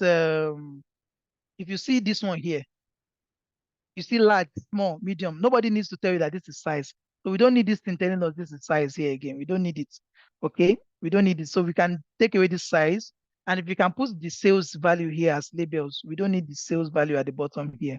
So what we can do is to, maybe first let's remove the background as well. Maybe we should start with this one. Then we'll now use Format Painter to apply the changes here. Okay, so let's start with this one. So the first thing, I want us to change the color into maybe this gold. Let's remove the background first. Come to this middle. After you select it, come to this middle one. Effects. Let's remove the background and let's change the color. Come back to visual. Under bars, click on color. I think we should use this color as well. This color is too dark. Okay, this one is good. I don't like all these grid lines here, so let's turn off the grid lines. Yeah, this label is not clear. So let's make it very clear. Friday, Thursday, everything. Let's make it clear. So if you come under, can we? No, let's turn on data labels. Okay, let's turn on data labels as well, and let's make it color white. Let's make the color white. Then these ones here, we don't want it to be gray. We want it to be white as well. So we can come to, so this is the y-axis. Come under y-axis. The values changes to white.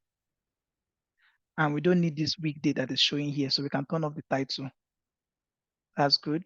For the x-axis as well, we already have the values here. We don't need these ones showing. We just turn off the whole of the x-axis on its own. Uh, So the title, let's see what we can give the title. Also, let's make the title white. It's not very clear that way. So we can say sales by day of the week. Let's call it sales by day of the week. And maybe we can reduce the font a little. And yeah, sales by day of the week.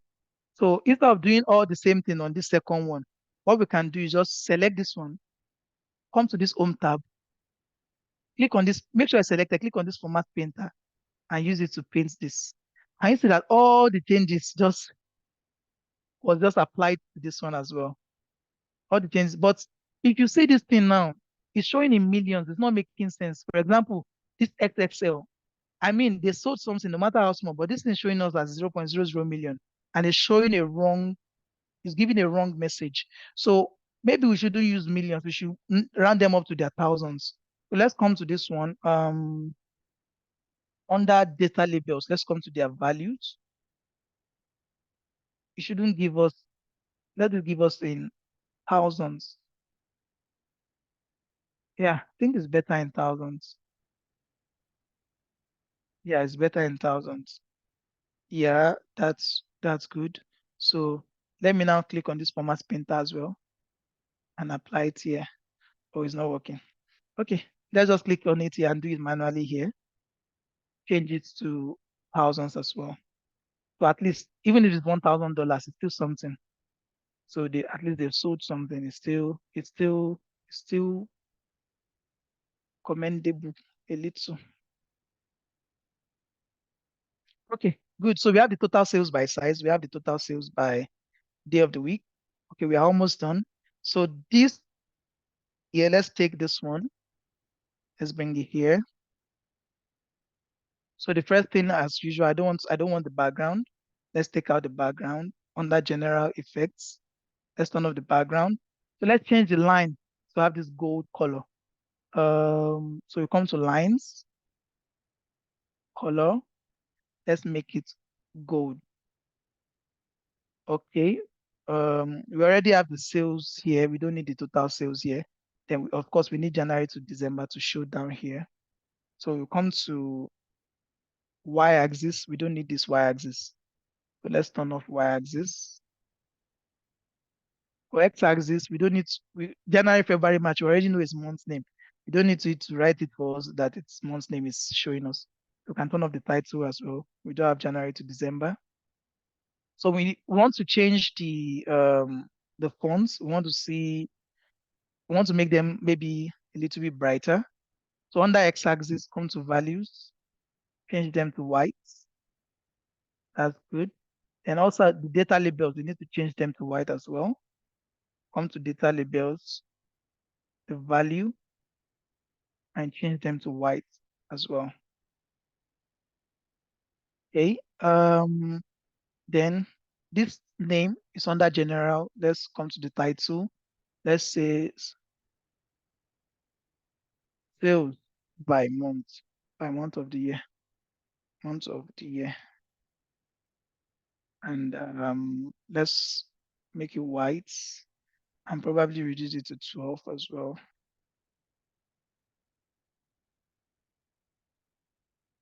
This is good. Yeah, this is taking shape. Okay, this is the last one. So I want to turn this matrix visual into a heat map. How can we achieve this? How can we achieve this? How can we achieve this? Okay. Um,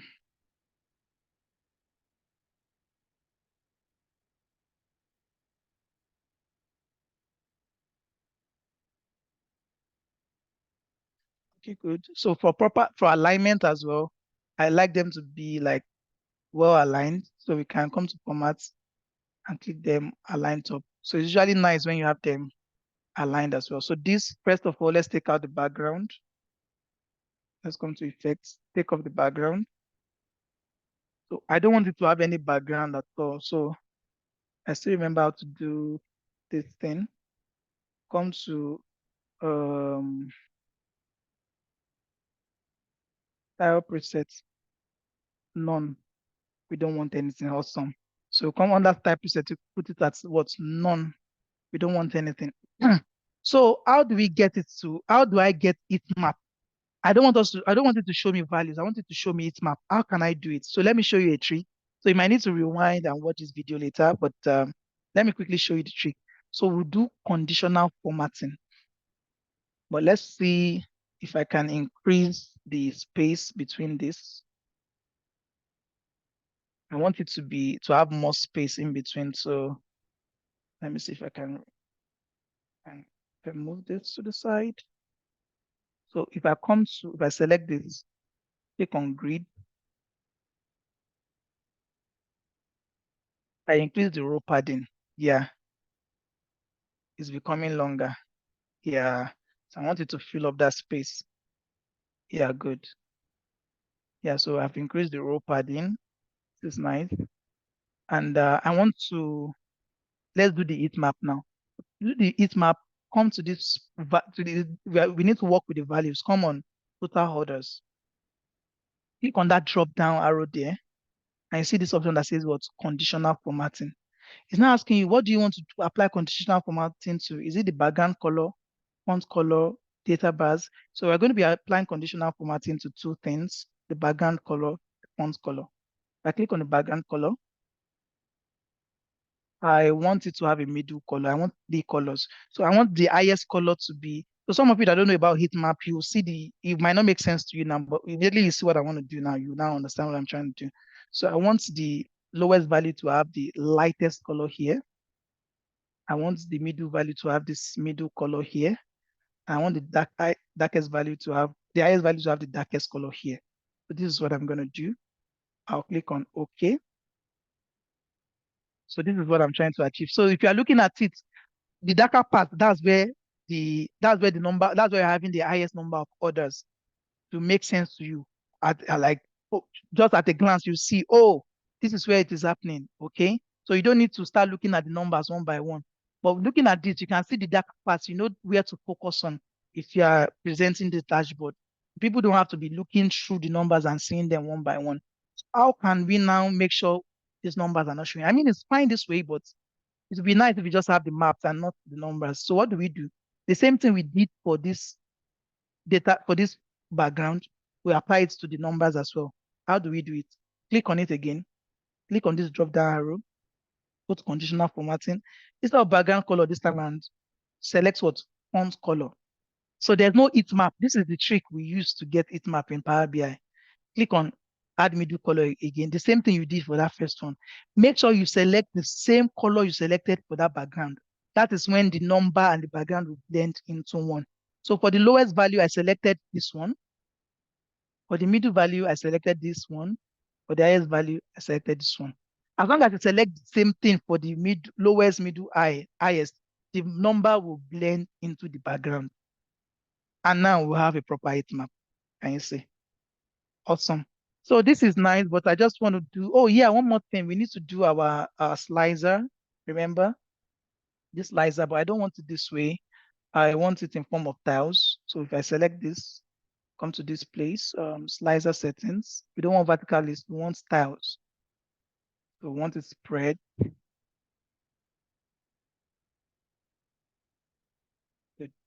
Let's copy it and paste it here. Don't sync. So we don't want background as well. So general, let's turn off the background. We want this place to be black and the writing to be white. It just depends on your color, Sha. Font color, want font color to be white. Oh, slicer header. No, I don't want slicer header. Values, yeah. We want the font color to be white. We want the background to be black. I want the border to be good. I want the border to be good. Good, awesome. So if I click on chicken, it's showing me only for chicken. I click on classic, it's only showing me for classic. So if you want now, classic is the one selected. If I want to unselect, just click on that classic again to go back to everything. So now we are seeing this. Let's write our recommendation. I don't want this. I want this. I don't want it to have any background as well. I want the text to be what's white. So let's write our insight. Let's write our insights.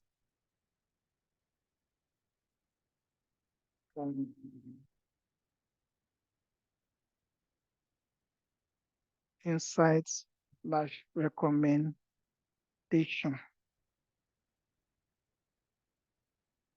I want this thing to be white.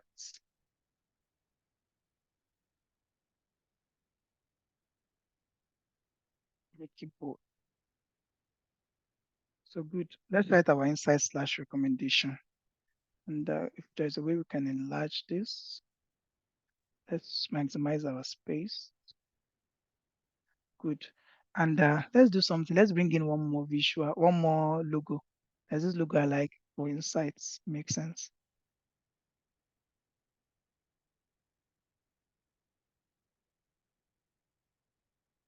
Yeah, I like design very well. Don't mind me. They usually like my dashboard. I mean, when I joined my new company, so I joined as a business analyst. I'm not supposed to be like they didn't expect me to know so much about data, right? So I joined after completing Skills Garage business analysis bootcamp. I just wanted to expand what I knew. And when I joined them and they had a problem with Power BI, that was when they knew I knew Power BI. So I just wanted to help them troubleshoot. So when I did the troubleshooting for them and I now played with the data set and I rebuilt the dashboard from scratch and they saw my design. So they now abandoned the former design they were using and they adopted my design. Although it put me into trouble because decided giving me more development work. But it was good. That was the first week I joined the company actually, and it was a way of announcing myself. So from there, I've been doing a lot of Power BI development work with them. So which is pretty cool. So if you are very good with design as well, it's going to make you stand out. So now, before let us look at it. Um, I don't know if I want you to be able to talk. I really want to hear you. Naturally, when we start the boot camp, so the mic is going to be on. I like to hear people talk. I feel like I've been talking to myself the whole time. Um, I really want people to talk. From what you can see here, now, what can you advise this business? I mean, we've done our analysis, we've worked with some tools and we've broken down all these measures by different dimensions. What can you see as a business person? What business recommendation can you make from what we've done so far? I want you to just, if you can raise I don't think I can unmute everyone, but if you can raise your hand, I will allow you to talk and yeah, because I want you to, from what you can see, no, no contribution is dumb. No contribution is dumb. Just say what you have, then we can refine it and get put down proper recommendation. So what do you think? No, I want you to talk. I want you to talk. We've been silent since now. I'm tired of typing and I want you to talk. Raise your hand. I'll be able to unmute you. I want people to talk.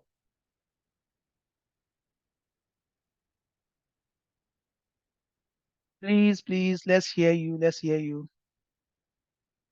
Okay. Um,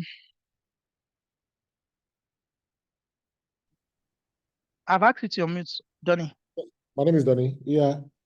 So when I look at the data, I see that there's a lot of sales happening in the weekend. So that means I would push resources to weekend and then reduce What? the Just people. hold on. Hold on. Let me put this notepad here so we can just down everybody's recommendation. We'll now make it fit into the dashboard. So sales, um, high sales volume on weekends. Okay. So you've shown us an insight. What's the recommendation from the insights? Okay, so I will reduce resources during the other days and increase them in the weekend. Okay. So good. You saw an opportunity to just to cut costs there. Some people can Yes. also say, oh, Why don't we advertise more on weekdays so be able to get? So you're seeing how different recommendations can come in. But Yeah, that's true. one recommendation. That's good. Aliyu, let's hear you. Please, I want more people to talk. Please, I beg you. Talk, talk, talk. I want to hear from people. Yeah, it seems there are higher sales during summertime, Hmm. summertime, which Mhm. which may require some more advertisement campaign and pushing of more resources towards summertime, because it falls within between July, I mean, between June and August also, But Aliyu, I'm going to especially ask you a July, question. Summer is now especially June. July. Yeah, summer is June, July, August.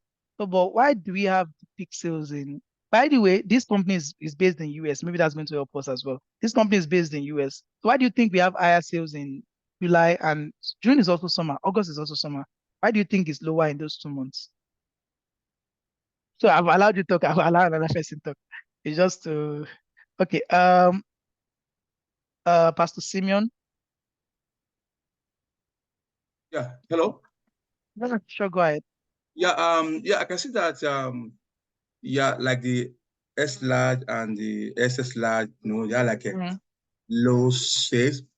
So I Okay. would recommend, or if I read like the business as I would recommend that we should like do like promotion whereby we can increase the sales of the S large and the S large, because that really gives a lot of concern as a business. Okay, awesome. Thank you. Please, I need more people to talk. Look at the dashboard. I want you to look at the dashboard. Come up with what can you see? I want you to come up with something. Jules, go ahead. I think I've asked you to unmute. Yeah, Jules, go ahead. Yeah, so what I noticed is the size of the pizza, like the large size is more compared to the people demand more for large size. And in the question of where you asked, why is it July? Well, I will look at it. The first thing that came to my mind is the independence. Probably that's why. Awesome. That was what came to my mind. July, that's July 1st for Yeah, US. yeah, 4th of exactly. July. Yes. So there's usually celebrated independence. Awesome. Independence Day celebration. And if you look at it, there is also New Year, January 1st. Okay. Yes, again. There's St. Patrick's Day in May. And look at it, the sales went down, and went up in November. November is Thanksgiving when they do Black Friday. So there are Yeah. lots of sales. So if you look at it very well, you can see that Black Friday, probably they are doing a lot of discounts, buy one pizza, get one free. And a lot of people are buying that day. And for the person that said they should do promo, if we do, this is the best time to sell extra large, because Thanksgiving, if you know about Thanksgiving, the US people, they usually sit down with family. It's usually a family gathering. And naturally, if it's just me and maybe if it's just me and a date, and maybe we went to a pizza place, we won't buy extra large. I will buy large. If you are gluten, we buy large, and both of us will finish it. But we won't buy extra large. But if it's like a family gathering, we can buy extra large. Everybody will eat. So this November, for example, is a nice time to do a lot of adverts on those big sizes, and we'll be able to sell. So can you see how you can use data to come up with more solution for the company? But I'm still seeing something that nobody has mentioned, and I want somebody. Joe, do you want to go ahead? There's still something some people have not talked about. Right. That's glaring. Okay. Right. I'm going to look from the heat map. Basically, Awesome. it's just obvious at the mid of the day, which is during the break and closing hours, people tend to order more of pizzas. So what I would say, it might sound funny, is a way of increasing profitability is probably increase the cost of the price of those pizzas that sells very high at those very hours. Run promotions for those period that we have low sales, and then reduce the workforce for the period we have, 9 to 10. We don't need too much people working for those periods, and then as time of 23 hours, we don't need much people. That's okay, it. so I generally put the numbers there so we can see. If you look at these people open by 9 a.m. and they run until 11 a.m. Does it make sense? Look at every day of the week. Look at what they sell between 9 o'clock. That means from 9 a.m. to 9:59. See what they sell. One throughout the week, or that's throughout the year. Monday to Sunday throughout the year, they sold just one order here. By 10 a.m., look at the others. Just one here, 2 here, 3 here. And they have full staff working. They are running on their diesel costs, their electricity bill. It's the same thing, whether we have 10 people in the store, in the restaurant, whether we have one person. It's the same electricity we're going to consume. Okay? So that means this company does not even need to operate.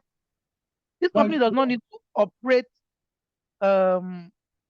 This company does not have any business operating between 9 a.m. and 10 a.m.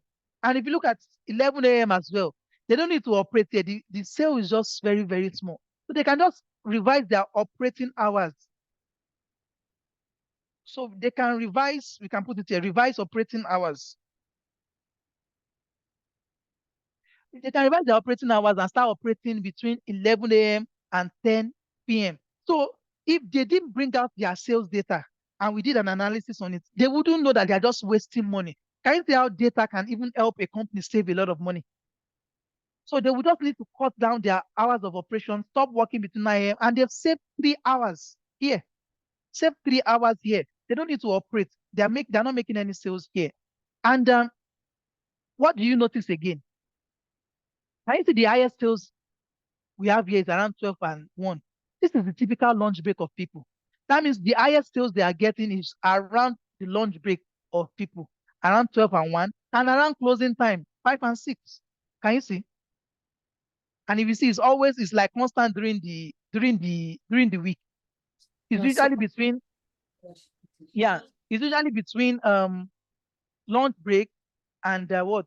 So what they can do is to reduce the number of staff they have here, and make sure that during lunch break, and it's possible that they are only selling what their staff can handle during this lunch break. It's possible that if they have more staff on ground, they will actually sell more during lunch break, lunch rush hour and closing hour. It's possible if they have more staff, they will be able to sell more. So they can increase their capacity during lunch break and closing hours to make sure they sell more and just make sure those staff are not working between this time. So here they will cut down costs, here they will increase revenue. Can you see how with data, with proper visualization, you can get insights just by looking at your data? So you know what, let's put down the recommendations we've written here. I think we've written quite a few. And what I want you to do, this particular file that I created, I can send it to Michael so you people can download it and look at it again, and you can look at the video. So I want you to I want you to recreate this thing when you close. Recreate it, put it on your LinkedIn that, oh, you worked on a project. You don't need to say you went to a boot camp that they did it and you're now recreating it. No, take the glory. Actually, you're going to recreate it. So it's a work you did on your own, actually. So recreate it, do it on your own, okay? Once you do it on your own, put it on your LinkedIn. You can tag me and tag Skill Garage. Let me see. I'll put comments. I will comment on what you've done. I'll see what you've done. So tag me. You can tag me. You can tag Skill Garage. You can tag Michael as well. Let me see what you've done. Put it there. Let people see that you already know these things. Okay. Do this one. By the time we do a second one, I'm thinking. I'm yet to decide. I'm thinking I should give you guys. We should work on SQL next week, Saturday. Do a solid project on SQL. But maybe if we do SQL or we do another end-to-end project on Power BI, we can do a churn rate analysis on Power BI again next week. And maybe we should just do Power BI. Since you have the basics here, you're going to understand it better next week. So if you do another project next week again, upload it again on LinkedIn. Let's start creating the awareness. Let people know you know how to work with data. So it's going to help you. Those are business analysts, those are doing other things. It's going to help you as well. Let them know you know your data. You know how to drive business decision. You know how to help business decision with data. So by the time we finish this 2 masterclass, even with these 2 masterclasses, you already have like projects you can talk about, even in interviews. And by the time we now do the boot camp, I'm going to help you build that website that I showed you. we will have at least per two, we should have at least 2 solid projects. So we have in the total we have like 8 or 10 projects by the time we finish the boot camp. And I'm telling you, when you are doing interview, when they're interviewing for data roles, my first interview as a data analyst, it was project I worked on. I talked about it passionately. It was project I worked on, and I was able to get the job. So that was my first job in Canada, actually, Lodipo. I worked there for a while. I gained a lot of knowledge working there. Then I did this business analysis bootcamp with Michael, with my data skills and the business analysis that I just learned from Skill Garage here. I got another role, and of course higher pay, and my data skills has been helping me. The business analysis I learned Jira Confluence with Skill Garage, and I've been working with it like a pro. So you see how everything can help you together. And business analysts that have data skills, they call them technical BAs. They are highly sought after. I get recruiters reach out to me, even with me just getting a recent job. They're still reaching out to me. Oh, there's this show. But where I work, I really like the organization is big, and I want to grow in it. That's why I'm not taking on another job. I could have taken another job and get more pay. So there are opportunities if you know how to use data. Everybody wants to make money, and with data, you can cut down expenses. You can increase revenue of organizations. Like I said, I like to talk. Let's put our recommendations down. Let's start with the first one. It says the operating hours. Let's put it down in a better way. Yeah, the operating hours should be revised, right? So 11 a.m. to 10 p.m.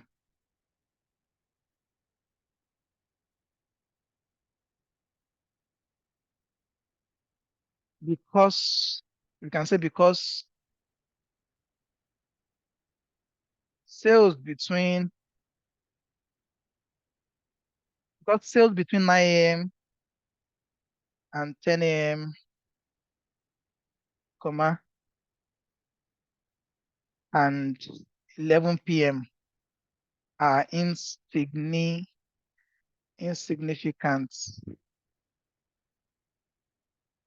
I only knew how to spell insignificant compared to running costs. Awesome. Okay, so this is the first one. Can we use bullet points? Okay. Second one, what can we say again?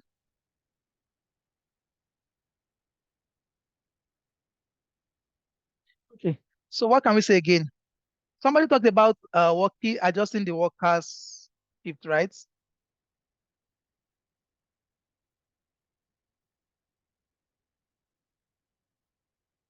Okay, we can say adjust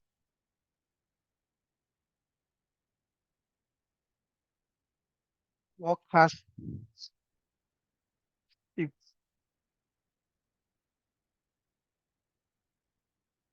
so that more workers are available to work. So more workers are available during lunch. This is like peak period. Yeah, during lunch and closing hours during the weekdays and in the evenings during the weekends. If you look at Saturday, can you see 6 p.m., 7 p.m.? You see it at 6 p.m., 7 p.m. Can you see that they're having a lot of sales, and it's peculiar to Saturday, peculiar to Friday and Saturday. So during the weekdays and in the evenings on Friday and Saturday. So this is another recommendation, because at the end of the day, it's not about fine painting. It's about getting proper insight. I mean, why not? It's good if you can have both. If you can know how to design and you know how to and bring out meaningful insight from your data. Why not have both? Yeah. So what can we Another thing we saw is that the highest orders, right? The highest orders happened, the highest sales, no, the highest sales were made during statutory Holidays. statutory holidays, um, such as statutory holidays, such as New Year's Day, such as New Year's Day. What's that November again? Oh, New Thanksgiving. Year's, Thanksgiving. New Year's Day in January. What's happening to my spelling game today? Thanksgiving in November. Independence In July. Independence Day in July, and so on and so on. So that's an insight, but let's make a recommendation from it. Because it's an insight slash recommendation. Welcome. So the XL was this, the XL and XXL sizes, right? Correct. Are the least performing. Are the least performing. The company should run promotions on these sizes. Increase the sales. Is that what? To increase the sales. Yeah, especially during the statutory, to run this promotion on these prices to increase sales, okay? To increase sales, especially during statutory holidays. We can't say that so especially during statutory holidays, if there is no improvements, if there's no improvements over time, the sizes, the XL and X, I mean, if there's no improvement, there's no need to keep it. The XL and XL Yeah, will it's very low. be removed. Okay. So let me see. This one is here. Okay, awesome. So this is a very, very beautiful dashboard to present to management. It's like so simple. It's not complicated. Let me complicate it a little. Instead of this normal dashboard, let's use line charts that is fine. Let me reduce this. So this is the second one. I used the first one initially. So I like this second one, so it has this background. Let's reduce this color here is too much. Can we just reduce the color a little? Shaded area, come to shaded area. Area transparency.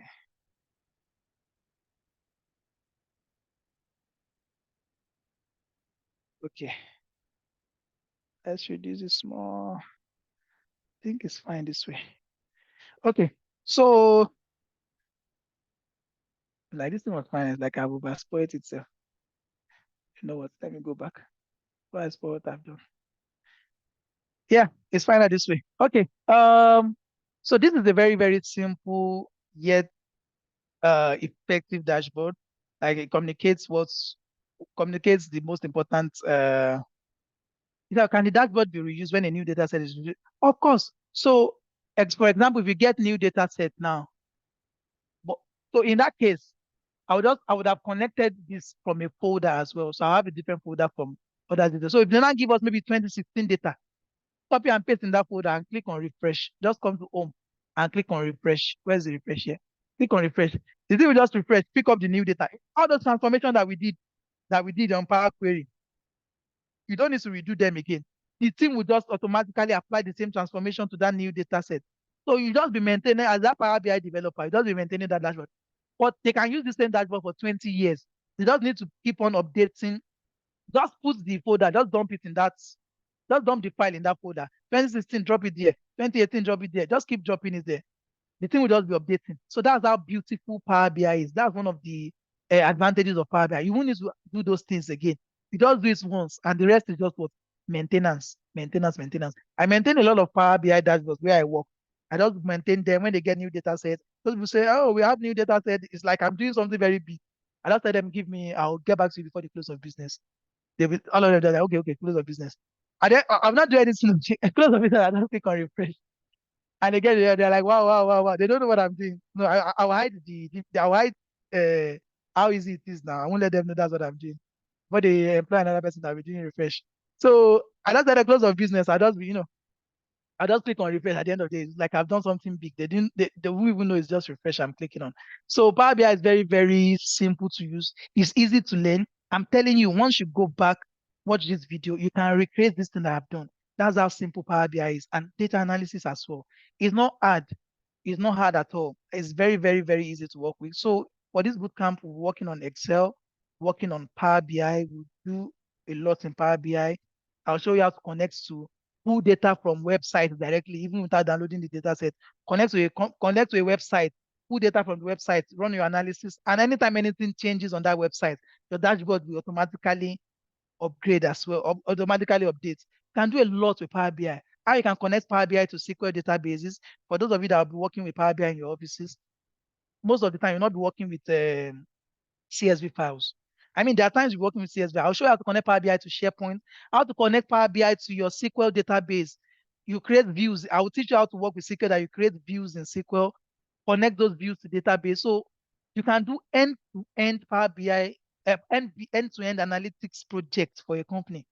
From CSV file, you can help them load their CSV file into database, run some query on it, do some manipulation, create views, connect the views to Power BI, and they'll be looking at you like a wizard. Yeah, I enjoyed that, the way they look at me that way. I enjoy it at times. And yeah, I think you too, you'll be in that position very soon. And all this can be achieved in a little time. I'm also going to be showing you the strategy I used. First bootcamp that I attended, 2 months later, I got a job. Second bootcamp with my skill garage. It's just the same skill garage that you guys are. I attended. I was July 4th. I attended as well. I was able to get a job, although it's a little bit of I had data analysis knowledge as well, so I was able to use both, and get it. So I'm going to show you how I do it as well. My tricks, I'll just give you an hint. What I do anytime I'm doing any bootcamp like that, all those tools that will be taken, I go to Udemy and download and get a course for each of those tools. Sit down with it. So I'm always ahead of the class. Finish it up. Finish everything up. When I did Jira Conference in business analysis as well, BPM and all those things, I had completed it before each class. So with that way, I can ask the right questions. The class, I can ask the right question where I'm confused. I'll ask in the class, and yeah, I'll be able to gain much from the class. So I'm going to be telling you all those tricks and everything you need to do. Yeah. So is that, but some of these companies also ask for Python skills and Tableau. Yeah. So Python alone is going to take these same 4 months that we're using to get these same 10 weeks that we're using to get Excel, SQL, and Power BI. Python alone will consume that 10 weeks, if not more. Okay. So Python is going to be in our advanced track. But even before you can use Python as a data analyst, there's not the most fundamental tool you need to know is your databases. There's no way data will live in databases, and you need to know how to query databases effectively to use them. And when you start using Python, how you connect your Python to your databases and do your data manipulation, do all your work that way. I've worked in, this is my second company in Canada that I'm working with. I've worked in total of 4. This is my second company in Canada. I've not used Python throughout my stay in Lodipo, and we did a lot of statistical analysis that I'm supposed to be using Python for. Most of them I did it on Excel. So you don't need Python to start. But then when you come in, you now want to take it to the next level. You want to move to the next level. You want to go into machine learning and everything. Then you need Python. Okay, you need Python. But to get a data analyst job today, if you know Excel, Power BI, and SQL, you will get a job. That was what I learned, and I get a job. And I got a job. Are you done?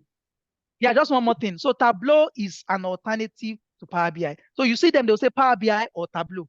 Okay. So usually some of them will say only Tableau. Then you look for other things, but mostly you see Power BI and Tableau. So if you know Power BI, you don't need to know Tableau. I mean, you can know it, and it becomes easier for you to learn once you know Power BI anyway. I know Tableau, I know Power BI, okay? So once you know Power BI, it's easier for you to learn Tableau. So they're usually asking you for Power BI or Tableau anyway. So I think if you know all these ones, you are very, very good. I'm going to let Michael take over, and if you have questions, I'll also be here after. Yeah, just pass on the hosting to me so that I can show a few things. Just, send me the hosting so I can share my screen, and then we can call it a day.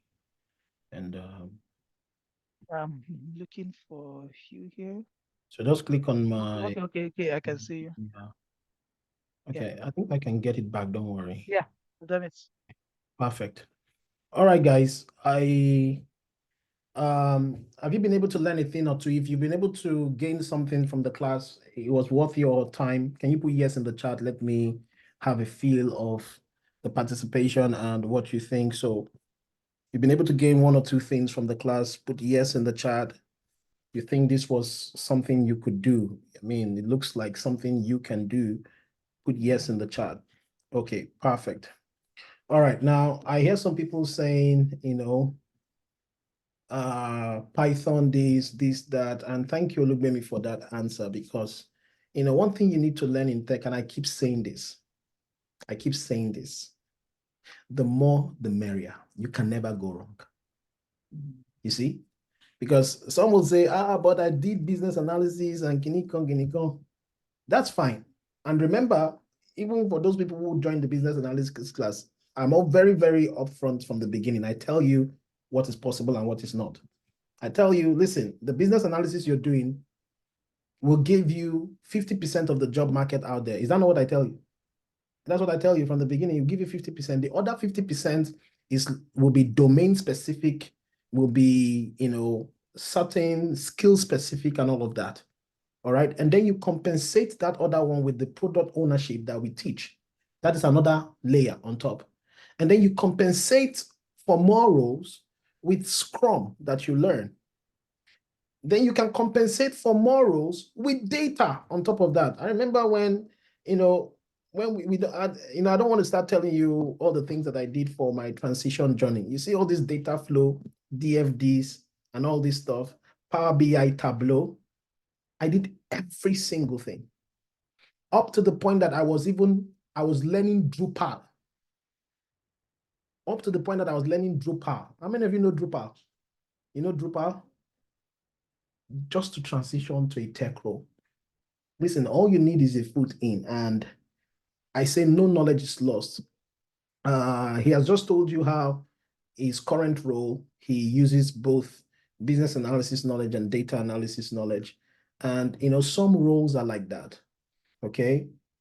Some roles are like that. In learning or in upskilling, you can never go wrong when you add more to yourself. You can never go wrong. That's one thing I can tell you. Okay. If tomorrow you decide you want to do cybersecurity, you are still not wrong. It can only be right. Why? Because you just gained more knowledge. That's it. That's it. Simple. That's it. So I'm grateful to Olugbemi, and I'm thankful that you were all able to get, one or two things from this masterclass. Now, again, like I said, these are all precursors to the bootcamp starting on the 21st. And it's simple. The reason why we do this is simple. It's so that you can have a foretaste of what it is to go through the training. There is more to what you just seen now, right? But it's to help you have a foretaste to the training so that you can begin to make a decision for yourself if that is what you want to do or not. And for those of you who know us, we do this all the time. Whether it's product management, business analysis, we give you these free sessions. They cost us time, they cost us money, okay, to host these sessions. You may not know, right? But it is so that you do not make the mistake of saying, let me just go and check it out. No, let's show you what it takes. And then you can now decide, I believe I want to go for this. All right. And that's what we've done here today. And then we'll do that again, next week. It's going to be the same link, the same time. So if you know somebody who's interested in data analysis, get them on the call, get them to attend the session. All right. Now, one more thing before we go. Now, for those of you who are already students of the Skill Garage, okay? So for those of you who are already students of the Skill Garage, you are entitled to 50% off for this course, okay? So at any point when you think you want to join this course, just let us know. You are entitled to 50%. Now, for the rest of you, we have opened up the 50% discount up until Wednesday. So how do you do that? You go on the website, okay? You go on the website, you go under programs, you locate Data Analysis Bootcamp Training, is the third one here.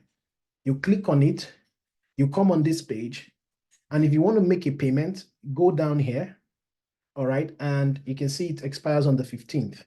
You click on Get Discount, it's going to take you to the page. I can put that page up here, okay? It's going to take you to the page, and with the off 50, you can use that here. Whether you're making a 3-time payment, a 1-time payment, it is going to apply the discount automatically, okay? Off 50. It will apply, okay, no, it's supposed to apply this automatically. Give me a minute. That's supposed to apply automatically. Let me see. If it's not valid, it will be valid after I work on it. Okay, give me a minute. It's meant to be valid. Of 50 3-time payment. So let's see if we did the wrong thing there.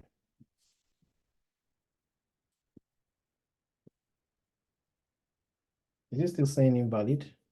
It's supposed to be valid.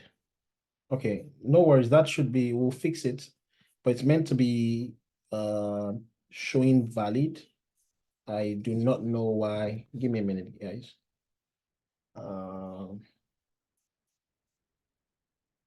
Okay. Let me refresh and see if it works. Otherwise, we'll have to work on it and let you guys know. Okay, I don't know why it's not working, but if you want to do the 3-time payment, just let us know. We'll fix it. I don't know why it's not reflecting here. All right, or you come here, you use the off 50, and you click on that. It's supposed to give you the same successful order. If you're doing the 3-time payment and it still doesn't work for you, just let us know, and we're going to help you, give you an alternative to do that. And you can make that payment. Now, for the rest of you, it is only valid till the 15th, like we said, all right, till the 15th. So by this time next week, by this time Saturday, it's no longer going to be available, all right? It's just to entice you and to give you that flexibility to be able to come on the course if you are thinking of actually taking this seriously and coming on the course, okay? So that is that. That's all that I have to say for today. And again, if you want to go through the brochure, please come on the website and click on download brochure, and then you see everything you'll be taught. And just like I know some of you are saying, oh, what of Tableau? What of Python? Now, Python is advanced data analysis. There are things you can do with Excel, what is it again? Power BI, SQL, a combination of those three that, Python 2 will be able to do. Learning Python by itself, like if we want to really teach you Python, it's a standalone course by itself. Like anybody that really wants to teach you real like Python, it will take like 10 weeks to teach you Python that you'll be able to use and do. So that's going to be our advanced data analysis course. We can't put it as part of this course. Otherwise, we'll be teaching you for 20 weeks. All right. But what we've put together is enough to get anybody a job, especially in this space, right? It's enough to get you a job in this space. And we are confident when we say that. We know what we are saying because we are in there. We are in the industry, so we know what we are saying, right? It's enough to get you a job. Now, for Tableau, Tableau is an alternative for Power BI. They do the same things. They're both data visualization tools, right? So they do basically the same thing. All right. So don't worry about that. This course is enough to be able to land you your first role as far as data manipulation is concerned, right? And once you get in, you can then decide you want to move up and do some other stuff. All right. That said, I'm not going to take much of your time. Thank you for joining the call today. Thank you for reaching out. Now, for those of you who don't know how to get to us, if you get on the website, you can contact us via, through this. You can contact us by chatting with us on WhatsApp here. You click on there, it's going to take you to WhatsApp. You can chat with us on WhatsApp there. You can also give us a call, all right, or send us an email. So just come in here to contact us and you'll be able to reach out to us, or reach out to us via the Telegram group. Okay, we have a data analysis, Telegram group.